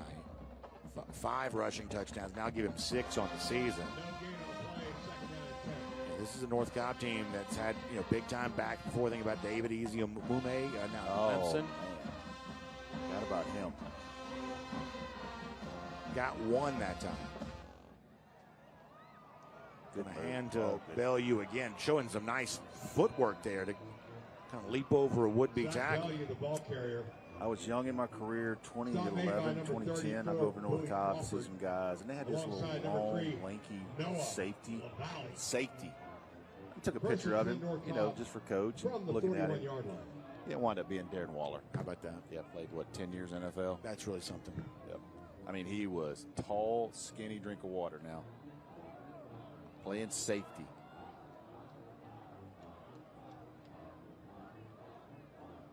North Cobb now content to go really content. Pretty deliberate.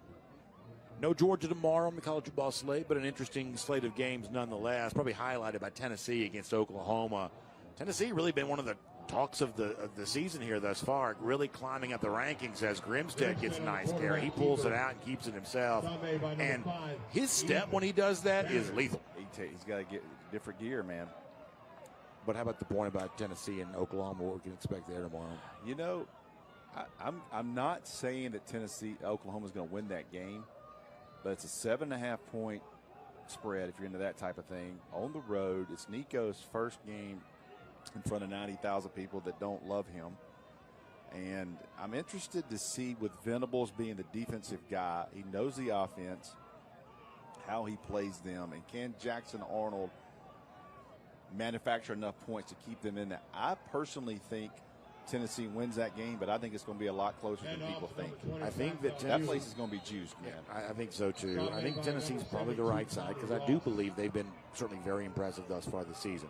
But there are a lot of reasons to think it might be a little bit of a heat check or a little bit of a, this is a big game for Oklahoma, too, right? They're not just the other team in the game. They have their own story they want to tell. Fascinating backstory with Josh Heupel going back to Norman, too, right? That's going to be interesting. Talked to Mr. College Football, Tony Barnard, on my show today. He said that he felt like if Heupel got the chance to add the extra touchdown late, he probably would do it because he was fired from there in 2014. Yeah, I would imagine. Handoff again. Yeah, you say all the right things in press. Like, it's a game. I played there. I look forward to going back and seeing some people, but we're there to win the game. Let me tell you something. If he can throw one in the fourth quarter, and they're up 2 touchdowns, they're going to turn it loose. How about Florida going to Mississippi State tomorrow with, Gators reeling after a not very competitive loss to Texas A&M, blown out by Miami. I'm telling you, if they don't win that game. I tell you who's having fun with this too is Dan Mullen, because obviously. Oh, he's calling the game. He's calling the game. That's wild to me. That's really fun. Got him. Touchdown. Grimstead going to throw wide open to the end zone. Easiest. Oh, no. My goodness. Steele Ingram, and he knows it. Everybody knows it. He's going to have 1,000 catches. That one was one that, I mean, you can't be more open than that, and sometimes you're just too open. Look, we catch it with his body. Catch it with his body. Put your hands up. Boop. You don't need to belabor the point. It's obvious. It was just right there for him. He'll make circus catches. He'll make contested catches. He's done that tonight already. He'll do a million things more the rest of the season.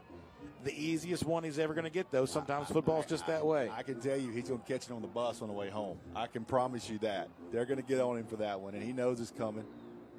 Another throw by Grimstead. Wrapping it, now shaking free. Heading down the sideline is Billingsley. Billingsley's going to go into the end zone for a touchdown, and North Cobb adds to its lead. Micah Billingsley. Second touchdown of the season for him. Just a missed tackle. Watch him come up, unable to get him to the ground. Good job blocking there. You know who makes that block? The freshman, number 10, Christian Peacock.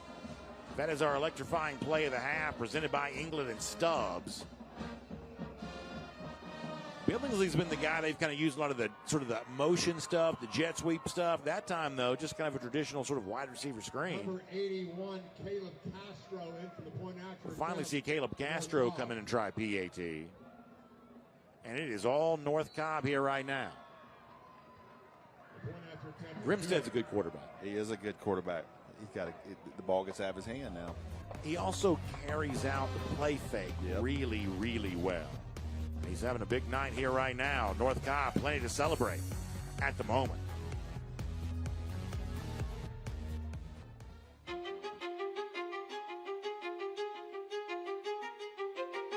So when I got in the program, I was 18.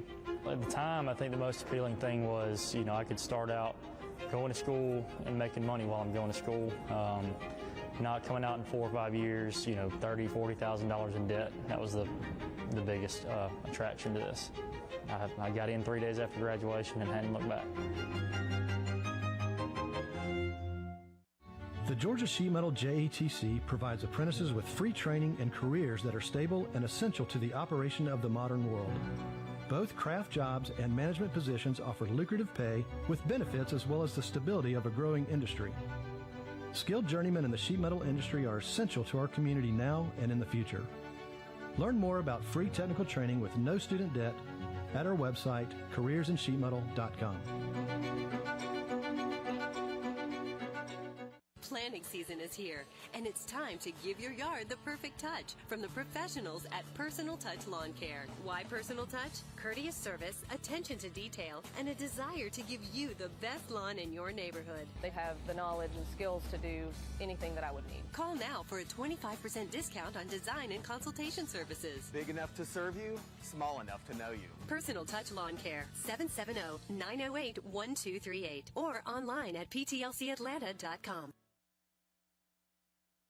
Sweetheart, please don't forget to wear your seatbelt. I got it, Mom. It's a really nice day, living in the right space. Breathing your grace, got me feeling some kind of way.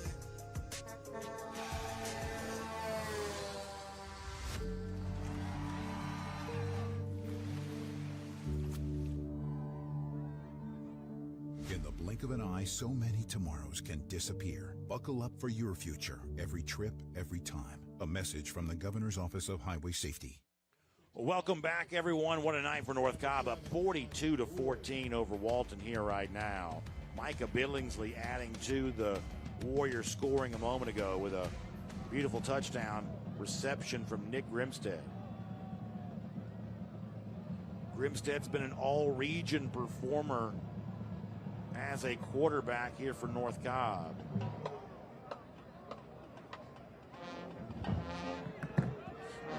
Kick going to be returnable here. And there's going to be room to run for Alex Ward. He's already gotten a big return tonight. He's going to get another one into Warrior territory, cutting back inside the 10-yard line. So Alex Ward still playing hard. Gets his second big kick return of the night. 92-yard kickoff return for the Raiders. Stop is made by number 40. Reminiscent of how our game started.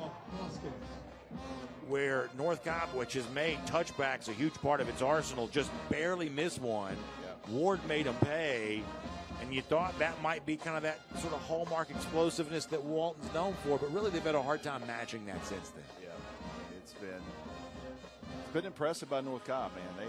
They and we're just talking about players of the game, like they've spread this thing out. I mean, they've had guys make plays all over the field. We're in the red zone here, presented by IBEW Local 613. You know, I always kind of think about, you know, what happens in the postseason. Obviously, North Cobb is making it very clear. A team that, by the way, lost the first round of the playoffs a year ago, making it very clear that they are not thinking about a first round exit here right now. Oh, sure. But and you see Farrington now in to get some carries there, to get a carry there. You start thinking about, and you got to kind of eliminate Region 1 because we haven't personally seen them. That's right. Not in person. Knowing that Camden County and all those teams of Valdosta are always going to be really physical, but if you look at the teams that we have personally knowledge of seen, obviously start with Carrollton. You look at Buford. Yep. You look at Douglas. You look at North Gwinnett. Yep. You look at North Cobb. You sure do. I mean, there's some team. This is going to be a unbelievable bracket in 6A. And the point I was making before we went to break is that Grimstad's so good at kind of carrying out that play fake. A lot of their success throwing the ball tonight has been because he just freezes the defense. It's not quite a full-on play action. It's almost like an RPO style thing where he really puts it in the belly of the running back, pulls it back out, and he buys himself a lot of time. He's got a quick release. Quick release. It's live arm, so he rides the mesh. But once he makes that decision, the ball is out of his hand. I'm telling you, Shane Queen he said, Rusty, he's got the best arm we've ever had here. And, you know, it gives North Cobb a chance to play, as the old adage goes, left-handed and right-handed, because obviously we know what they can do with the ground game. They've got 3 running backs. I think they're pretty confident in playing. As you see, Gilstrap now rolling right. Flag comes in. Gilstrap. There is a flag. And Brunner is not happy with this call. Yeah, so a flag way back behind the play, back near where the pocket would have been.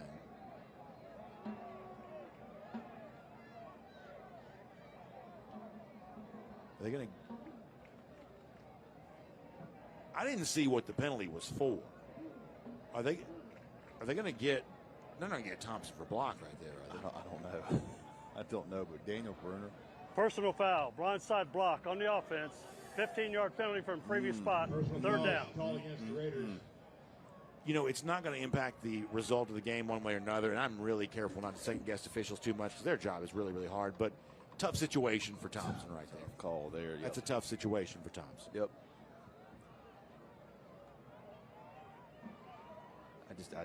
He came in front of him, almost cut him off. I wouldn't call that a blindside block. He cut him off. Yeah, I mean, to me, he's looking at his jersey. He comes through the numbers on the front. Now, and the referee don't get the benefit of what was looked at. There's a very good chance if he saw the same thing we did, he's like, yep. Yeah, if I have to do that over again, I might do that one differently.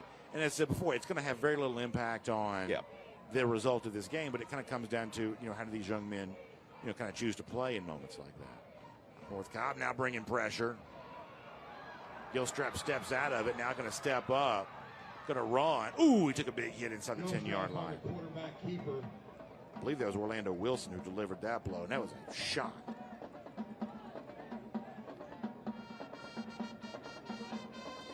You know, I think that, you know, that play so reminiscent of what we've seen a lot tonight, which is obviously Gilstrap's dangerous with his legs. He's a tremendous athlete. But that ability with his feet has not quite bought him time through the air. You know, North Cobb has sprinkled in the passing game tonight, I would say, more successfully than Walton's been able to. Yep.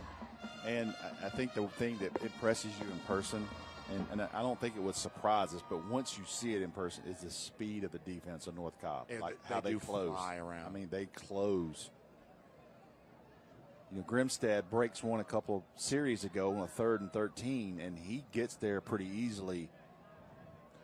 Well, this is also a situation, too, where, okay, so Moody and Collins are the major college prospects, right? Collins going to Tech, Moody's going to East Carolina.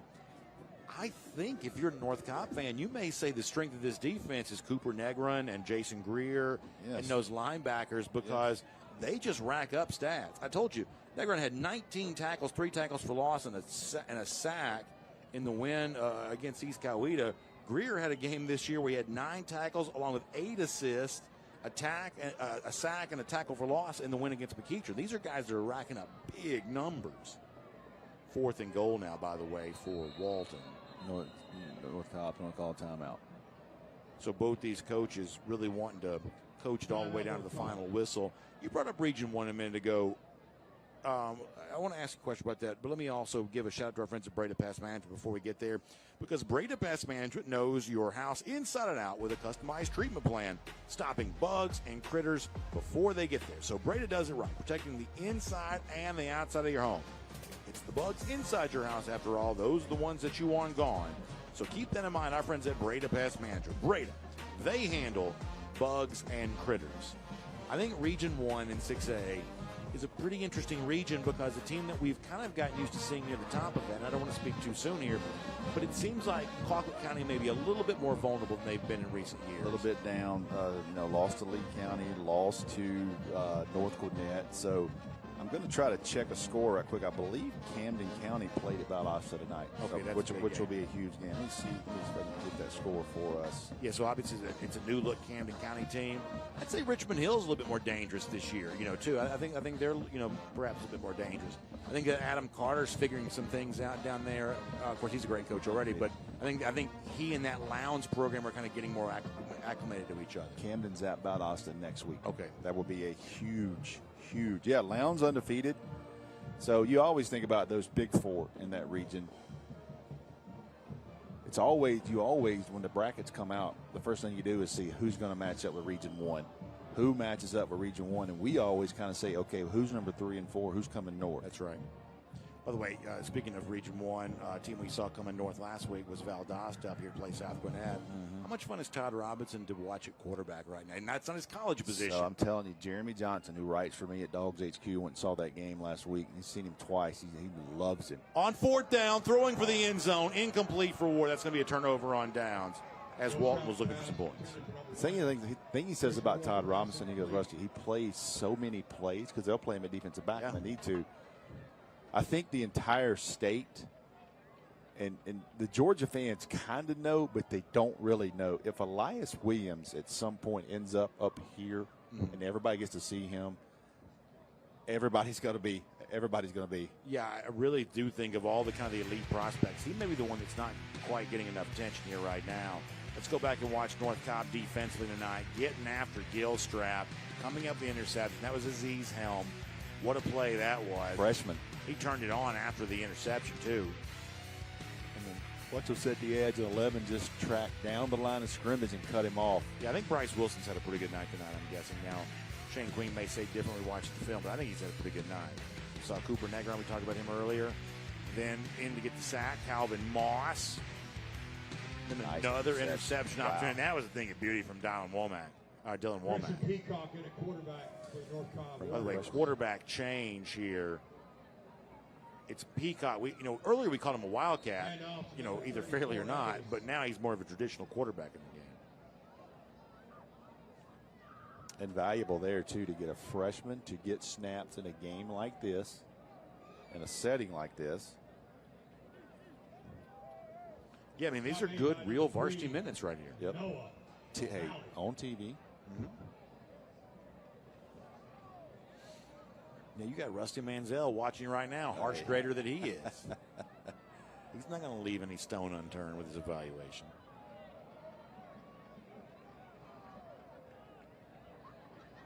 Obviously not going to be the night that Walton wanted. As you see, Peacock get to run. He's good on his feet, man. I tell you, if you're Daniel Brunner, it's 28-14. You've already had a 3 and out. You stop it. It's 3rd and 8. You got them pinned up, and you have an offsides, and they get the 3rd and 3. It's a big moment in this game. That you cannot give away 5 free yards and change the momentum of that possession because they capitalized 2 plays later. Brandon made it 35-14. And listen, obviously Walton doesn't need me to make excuses for them. They won't make excuses for themselves either. But as I told you earlier, Caleb Carlson's a guy, 5 receptions and a touchdown on the season, but he won't play again the rest of this season. He's injured. Did football come free that time? Looks like it did. Yeah, it looks like it did, and it looks like Walton's going to come up with it. Jude Cascone, the tight end, he's really not been a part of this offense. He's been injured, although I guess he has played some tonight, but he's been injured. Hogan Hines was a tight end that was injured in the Corky Kell Dave Hunter Classic. They've had to move, Malachi Speed over to the offensive side because they just needed somebody to play the wide receiver position. They needed somebody to be a pass catcher. So I think this is a team that, in addition to dealing with a lot of very good players who are no longer here, now moved on to play college football, I think they're also battling a good bit of injury as well. Yep. And when you got inexperienced guys, then you have even more inexperienced guys who haven't taken live varsity snaps that just all of a sudden now you're having to play teams like North Cobb on TV. It is what it is. Nobody's going to feel sorry for Walton. They had an outstanding football team, went 14-1 last year. Everybody goes through this process. Daniel Brunner's not going to feel sorry for himself. They're going to go back to work.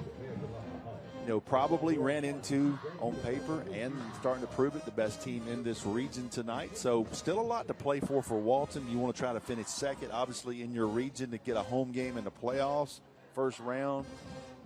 But got to work on some things and find some answers offensively, I believe. We've joked about this some during the season just because I know you and Coach Green have a great relationship with each other, but I do get the sense that he did think that people were overlooking his team to begin this season. I was one. I did not get a chance to see North Cobb. I know what to expect out of North Cobb. You're going to get big guys, you're going to get physical, and you're going to be able to run at North Cobb. I did not get a chance for the first time in a long time to see them this summer, but they certainly had to feel good about what they were about to enter the season with, especially with a senior quarterback. You got an offsides there. You got some young guys in it. I'll be offensive line, number 65, move. False start, offense, 5-yard penalty, first down. Walton's still mostly going with starters here offensively. Well, when you got a young quarterback and young guys, you can't take reps off. You got to get what you can get. Interesting that Milton and Norcross played a close game tonight. Yeah, obviously Norcross is a good football team, but about Milton, man. That 5A bracket, we could seriously talk an hour on that 5A bracket.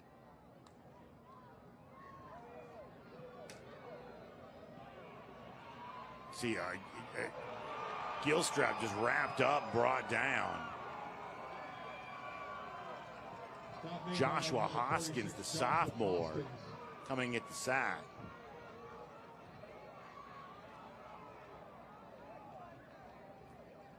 By the way, let me correct myself, too, as well. It's Norcross and Peachtree Ridge tonight playing. Okay. As they're getting into region play here. East Coweta, big win over Perry.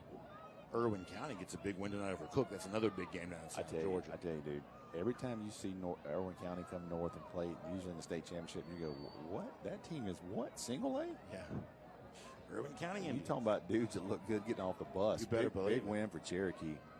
Big win. They've had a great season under new head coach. And now you see a big tackle in the backfield flying in to make that stop. Seeing some changes now defensively for North Cobb. Younger guys. Yeah, getting a chance to make a play, and a good one that time by Jaden Hamlet. And by the way, staying in this region for a moment, Region 5 of 6A, I think you'd have to call this an upset. Previously winless Wheeler does beat Marietta. Oh, wow. At least according to our Brady Pass Management Sports.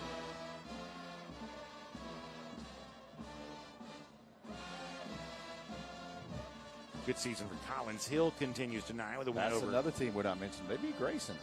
That's right. Start talking about Grayson as well in that 6A bracket. And it's Collins Hill who probably foreshadowed some of what they're doing this year with the playoff win against North Cobb last year. Yeah, Milton beat Chattahoochee. Former Georgia player Steve Herndon's son plays at Chattahoochee. I had some texts with him this morning checking in on him. They were undefeated. Kind of knew it was an uphill battle. Their quarterback was out. Just had a concussion and was out tonight. So he knew going into that game because, Rusty, we got our hands full. But coaches know. Yeah, well. A lot of times. Yes, yeah. And he knows what they were facing. But I know Steve well. Know he's proud of his young man. And And statement by Creekside tonight, by the way. 31-0 over Mays. Creekside, man. They get beat like 95-0 a game, and they're going to turn around and they'll be playing in late December. That's exactly what I mean. They go out and play DeSoto, Texas. This is one of the best top 10 teams in America. Yeah, I mean, they're seeing the country. Yeah, on somebody else's dime. Yeah, got blown out and just like, you know what, we're going back to work, man. Yep. They're getting hotels, they're getting meals. I love it. Get a chance to, be around a great program, and then they'll come back home and just do what they do in region play. Coach Dixon's one of my favorites. Really a great guy. Really, really love his leadership of that program as Nori Thompson gets another carry. You want to talk about someone that's impacting lives. It's Coach Dixon. Absolutely. Absolutely. Those kids at Creekside, it's a great culture there. They do a fantastic job in the offseason. Really good football team, really good football coach, but he is doing a great job as a leader of young men at Creekside High School. So under a minute now, North Cobb, their sideline, they really start to feel it now. Going to get a chance to celebrate on somebody else's soil, always a good feeling. Gilstrap, handoff. Handoff to number 30, Nori Thompson. You know what says a lot about North Cobb is this game's over. These young kids are playing, and their players are on the sideline cheering for those young kids. You love to see it. You really do. I mean, they're not over there checked out. They're not on the bench. They're cheering for those younger kids that they see go through battles every day at practice. It says a lot about this North Cobb team. You see Shane Quinn coaching just as hard as he ever was. Wonder why that clock's not running. He's ready to get out of here. Well-earned victory going to be coming his way. We'll also get a chance to hear from Coach Quinn coming up in a moment, too. Rarely has his team looked more impressive on TV, arguably, than they have tonight. Through the air, on the ground, certainly on the defensive side. And if you're in the 6A classification, you're thinking about your run through the playoff. Be careful if you run into these Warriors clad in orange.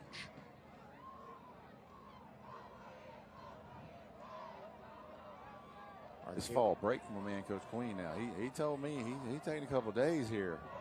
He's going to work on that SPF 50. Good for him. He's earned that. He's earned it indeed, because his team tonight on our drive for the GHSA state title are going to win 42-14. Rivalry game, major implications in Region 5 of 6A.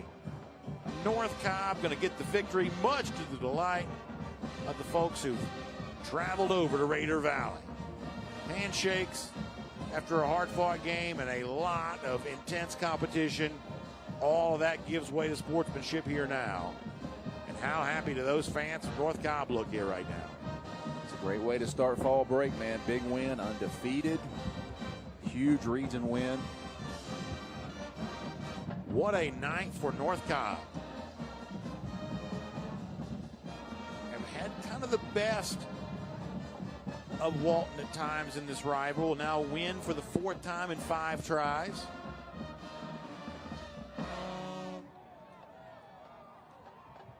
Handshake continues.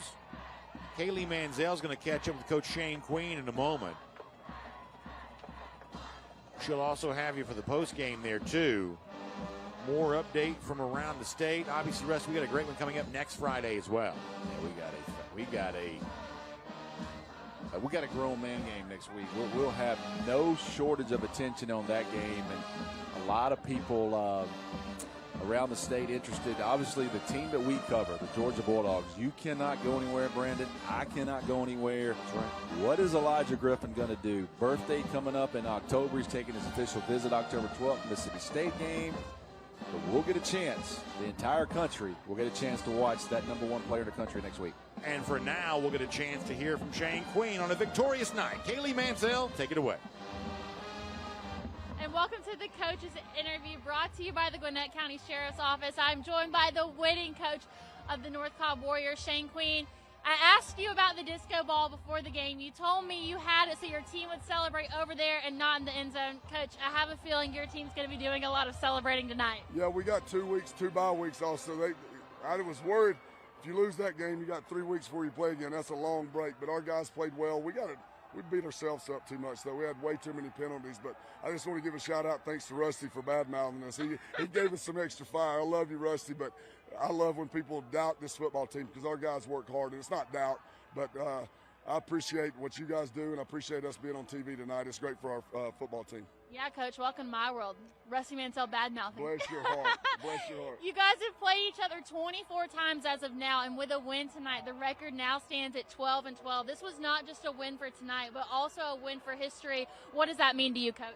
Well, our program, Coach Brunner made a comment this week about we've done a great job in the regular season, and they've went farther in the playoffs, and he's right. That struck a nerve, and we've lost some close games in the playoffs. We got to do a better job. That's my fault. We got to do a better job and be prepared, but our kids are playing pretty well right now. We just can't beat ourselves. We got to continue to get better in that area. Coach, off to a 6-0 start. Congratulations. Go celebrate. Thank you. Go Warriors. All right. After this, we will have our MVP of the game.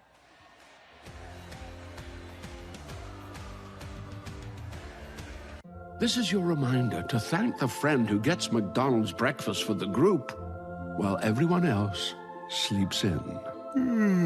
Mix and match 2 savory breakfast hits for just $4.79. Ba-da-ba-ba-ba. Who did you let down today? Your wife? Your kids? Well, how about yourself? Take a look in the mirror. If you're tired of your drug and alcohol problem, you need to fix the problem, and right now, before you hurt or kill yourself, or worse yet, somebody else. Call the addiction specialist now at the Reset Addiction Treatment Helpline. 24 hours a day, 7 days a week. We'll find you the right treatment regardless of your financial situation. When you call right now, you'll speak to a recovering addict who understands what you're going through right now. Let us help you break your addiction to drug and alcohol before it's too late. This call is completely confidential and free. So take 5 minutes of your time and call us right now. We're here answering the phone. I promise it'll change your life. Call 800-795-1262. That's 800-795-1262. Again, 800-795-1262.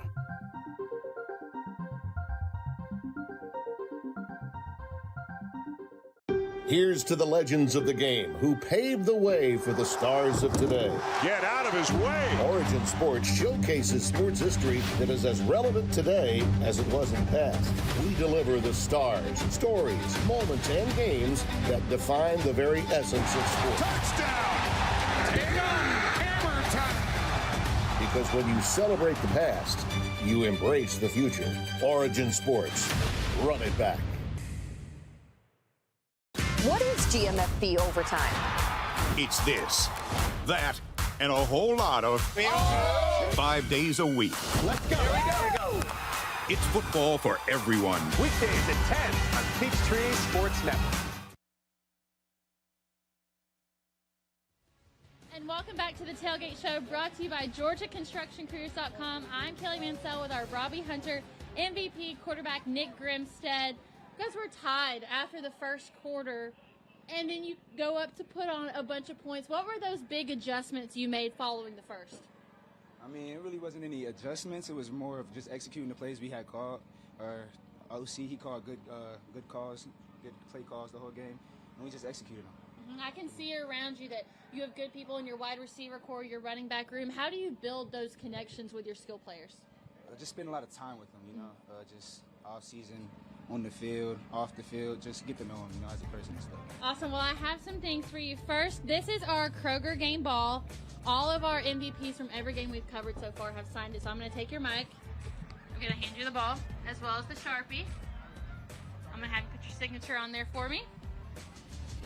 The signatures are a little lackluster this year, so I need you to bring the group average up. All right, and then I'm going to give you this back. I've got one more thing for you. And this right here, you actually get to bring home with you. This is our Robbie Hunter MVP Award. Well-deserved. Congratulations to you. It's a little heavy. Be careful. All right, guys. After this, we will be right back with our Gatorade players of the game. Sure, I know that was kind of a journeyman with Local 85. When you turn out, you can be hitting 6 figures. Hey, I have your back. You have my back. We're going to do this together. We're one for all for one. College just wasn't for me. Let's look into actual career jobs that wouldn't take college, where I wouldn't, lose money and all that, instead of losing a lot more money at the end, why not make money and make more money at the end?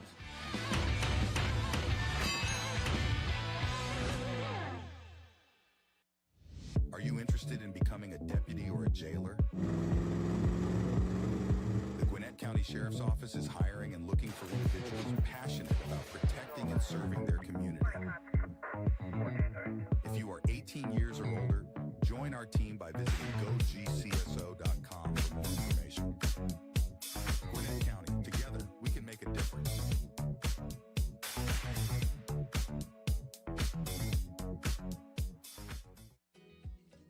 Breda's better at keeping termites out. Besides the fact that we're sending a licensed inspector to your home, we're also using state-of-the-art technology. So we put those two things together to give you the best possible termite inspection. Quite simply, Breda is better at keeping termites out. Only Breda protects your home with a complete liquid barrier from Termidor. Your rate is locked in for 10 years, so if live termites are ever found, Breda will retreat, all for free. Breda, Breda, no need to be afraid of bugs. Deep shot for London. He makes the catch. The shot for Pierce, and who else but Jesse Bates? Moore fires through. Touchdown Atlanta. That goes nowhere.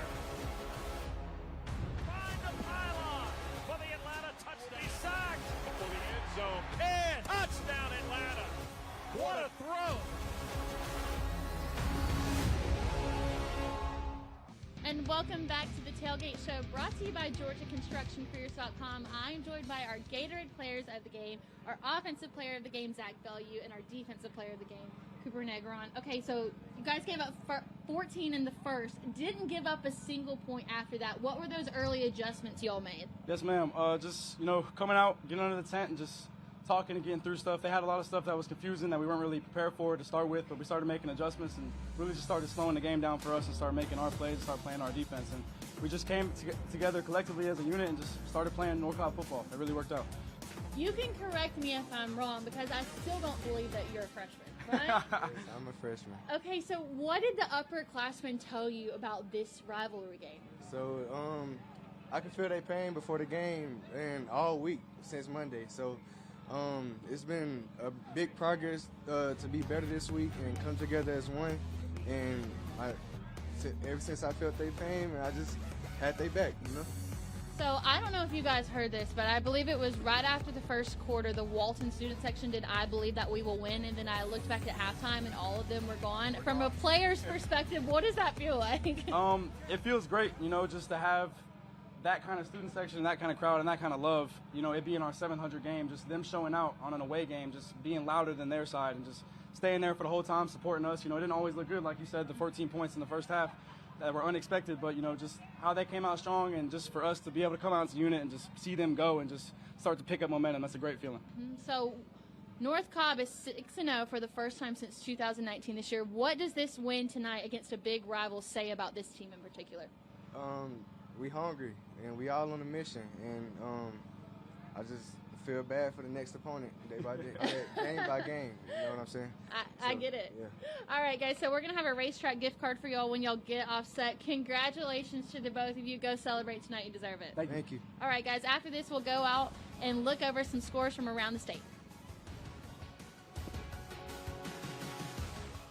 A journeyman with Local 85, when you turn out, you can be hitting six figures. Hey, I have your back, you have my back, we're gonna do this together. We're one for all for one. College just wasn't for me. Let's look into actual career jobs that wouldn't take college, where I wouldn't, lose money and all that. Instead of losing a lot more money at the end, why not make money and make more money at the end?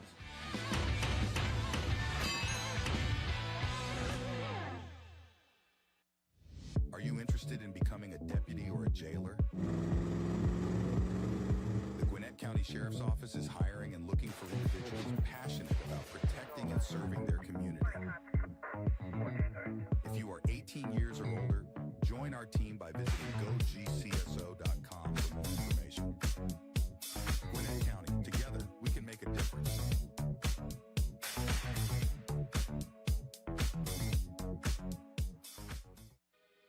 At Breda, we made the decision 20 years ago to invest in infrared cameras. The infrared gives us a unique advantage because we can pinpoint that termite damage. We then use our microwave technology, which allows us to localize our treatment so we can get rid of those termites quicker before that damage becomes extensive. And that saves you a lot of money as a homeowner. Breda, Breda, no need to be afraid of bugs.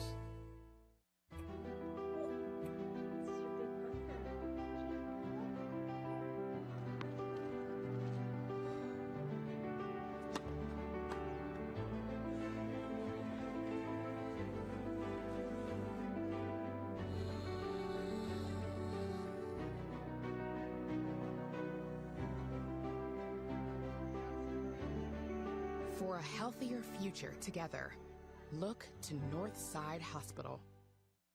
Sweetheart, please don't forget to wear your seatbelt. I got it, Mom. It's a really nice day, living in the right space. Breathing your gas, got me feeling some kind of way.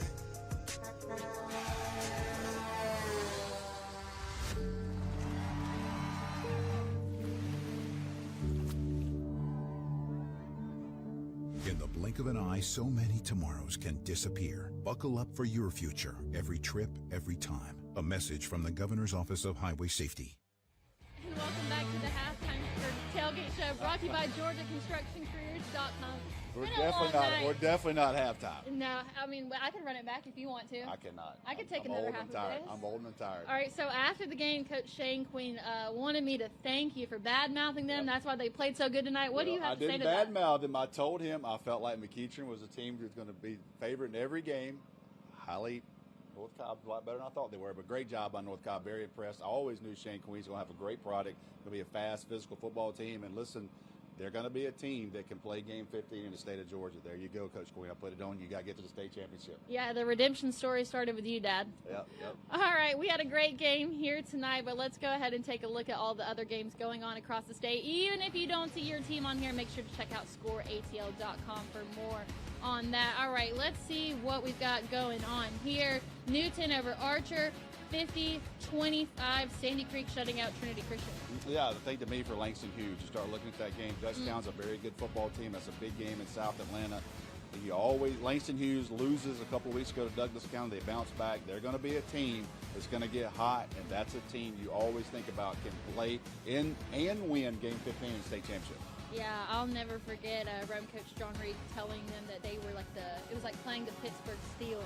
Yep. All right, let's see what else we've got going on. Okay, we've got another region matchup from the same region we saw here tonight. Wheeler over Marietta in a close game, 24-17 to go into Marietta and get that win is tough. Yeah, big win by Wheeler after coming off this loss last week to Walton. You start looking at things. Cherokee, new head coach there, big win over North Paulding, 49-28. Harrison, another solid outing. Perry, defending state champions.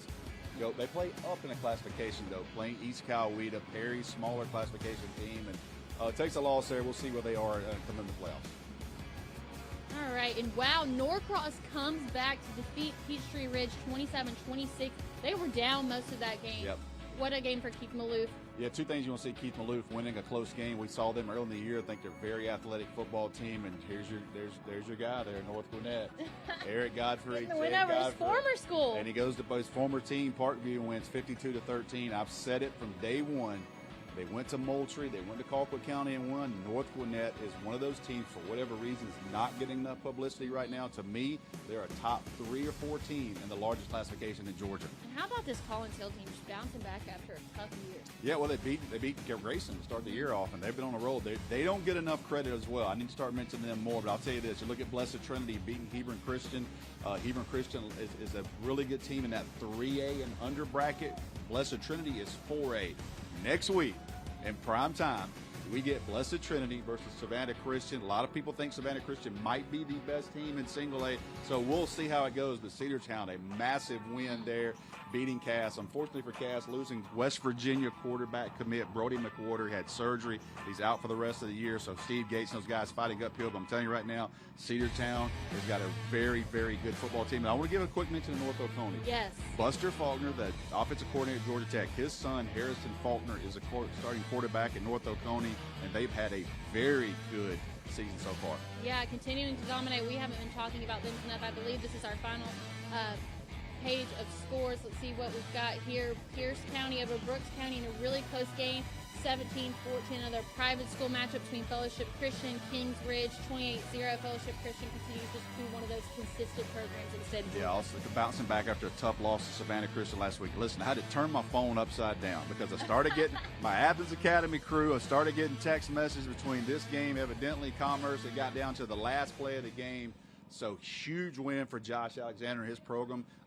Athens Academy, a top 5 team this year, really rolling, got some really young talent. Got a kid that's played 2 years in a row in the Georgia Elite Classic, Keon Standard for the wide receiver. Said he had a big explosive play. Now that's a huge region win for them.